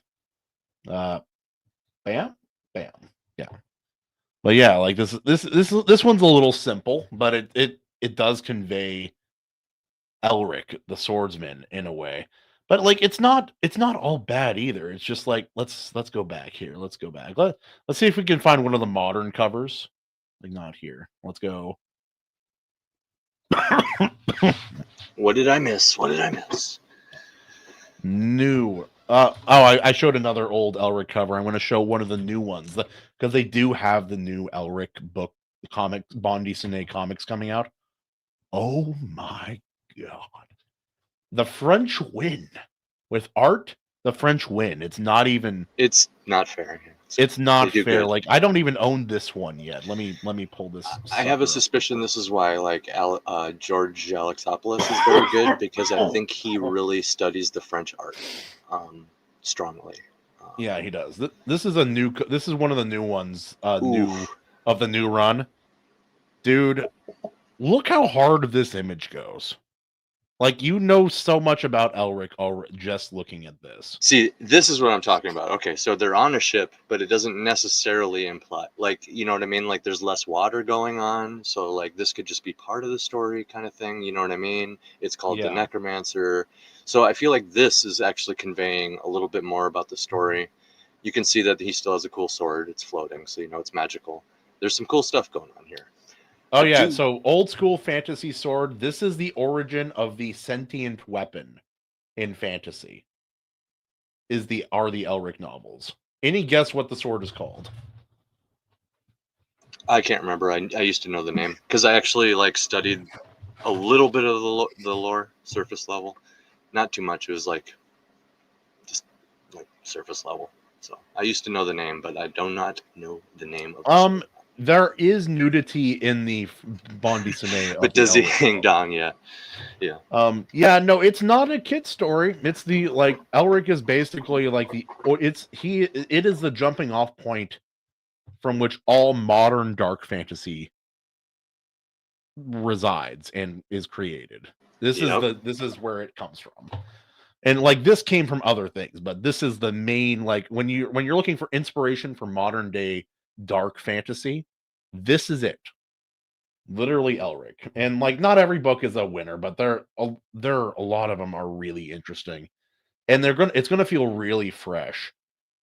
Try reading a Witcher book and then read a good Elric book, and it's just better. Probably coming up on the end here, guys. Not yet, but maybe soon. Let's see. Let's go back here for a second. I made a custom 1-book display shelf mount for my deluxe edition of the bande dessinée of the new Elric book. And it's this big, it's hardback, it's like this thin, and it slides in with about a 1/16 of an inch clearance. It's just it fits, it's nice. Hell yeah. No, I know Elric is like directly ripped off by George R. R. Martin. It's not a ripoff though. You know why? Because he acknowledges it. Yep. That's the difference between him and Sarkovsky of The Witcher, because he acts like there was no inspiration, and that's complete horseshit. So it becomes like a homage. Can't say homage without homo. Yep. I will be right back. I gotta run to the bathroom. Oh no, you're good. Well, we'll call it a little bit after you get back. Diet Elric. I love the Cook of Monte Cristo. Best grilled cheese I've ever had. Thank you, John A. Douglas, for showing up. Oh yeah, you always work nights. I forget about that. But yeah, we're just appreciating. We've been talking for a while. It's just been AC and I talking anime and Elric novels, and we looked at the old school Elric comics, and they're good, but like these new ones are simply art.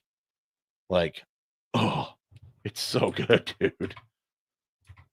Oh wait, I'm clicking the wrong thing. Let's see. Here, let's see. Captures the epic grandeur of Moorcock's vision like nothing before. Ron Mars, Silver Surfer, Green Lantern. Traveling alone in the vast wilderness, the White Wolf seeks to evade his dark fate. But destiny has other plans. Joined by Master at Sea Smurgan,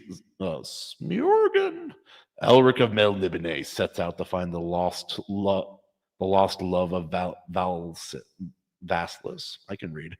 An endearing yet surreptitious merchant heiress, following a path he swore to forsake. Elric soon finds himself at the mercy of his past and the surrendering to the shadow of his soul. Anyway, great book. Sorry, I must be tired. I was struggling with some of those words.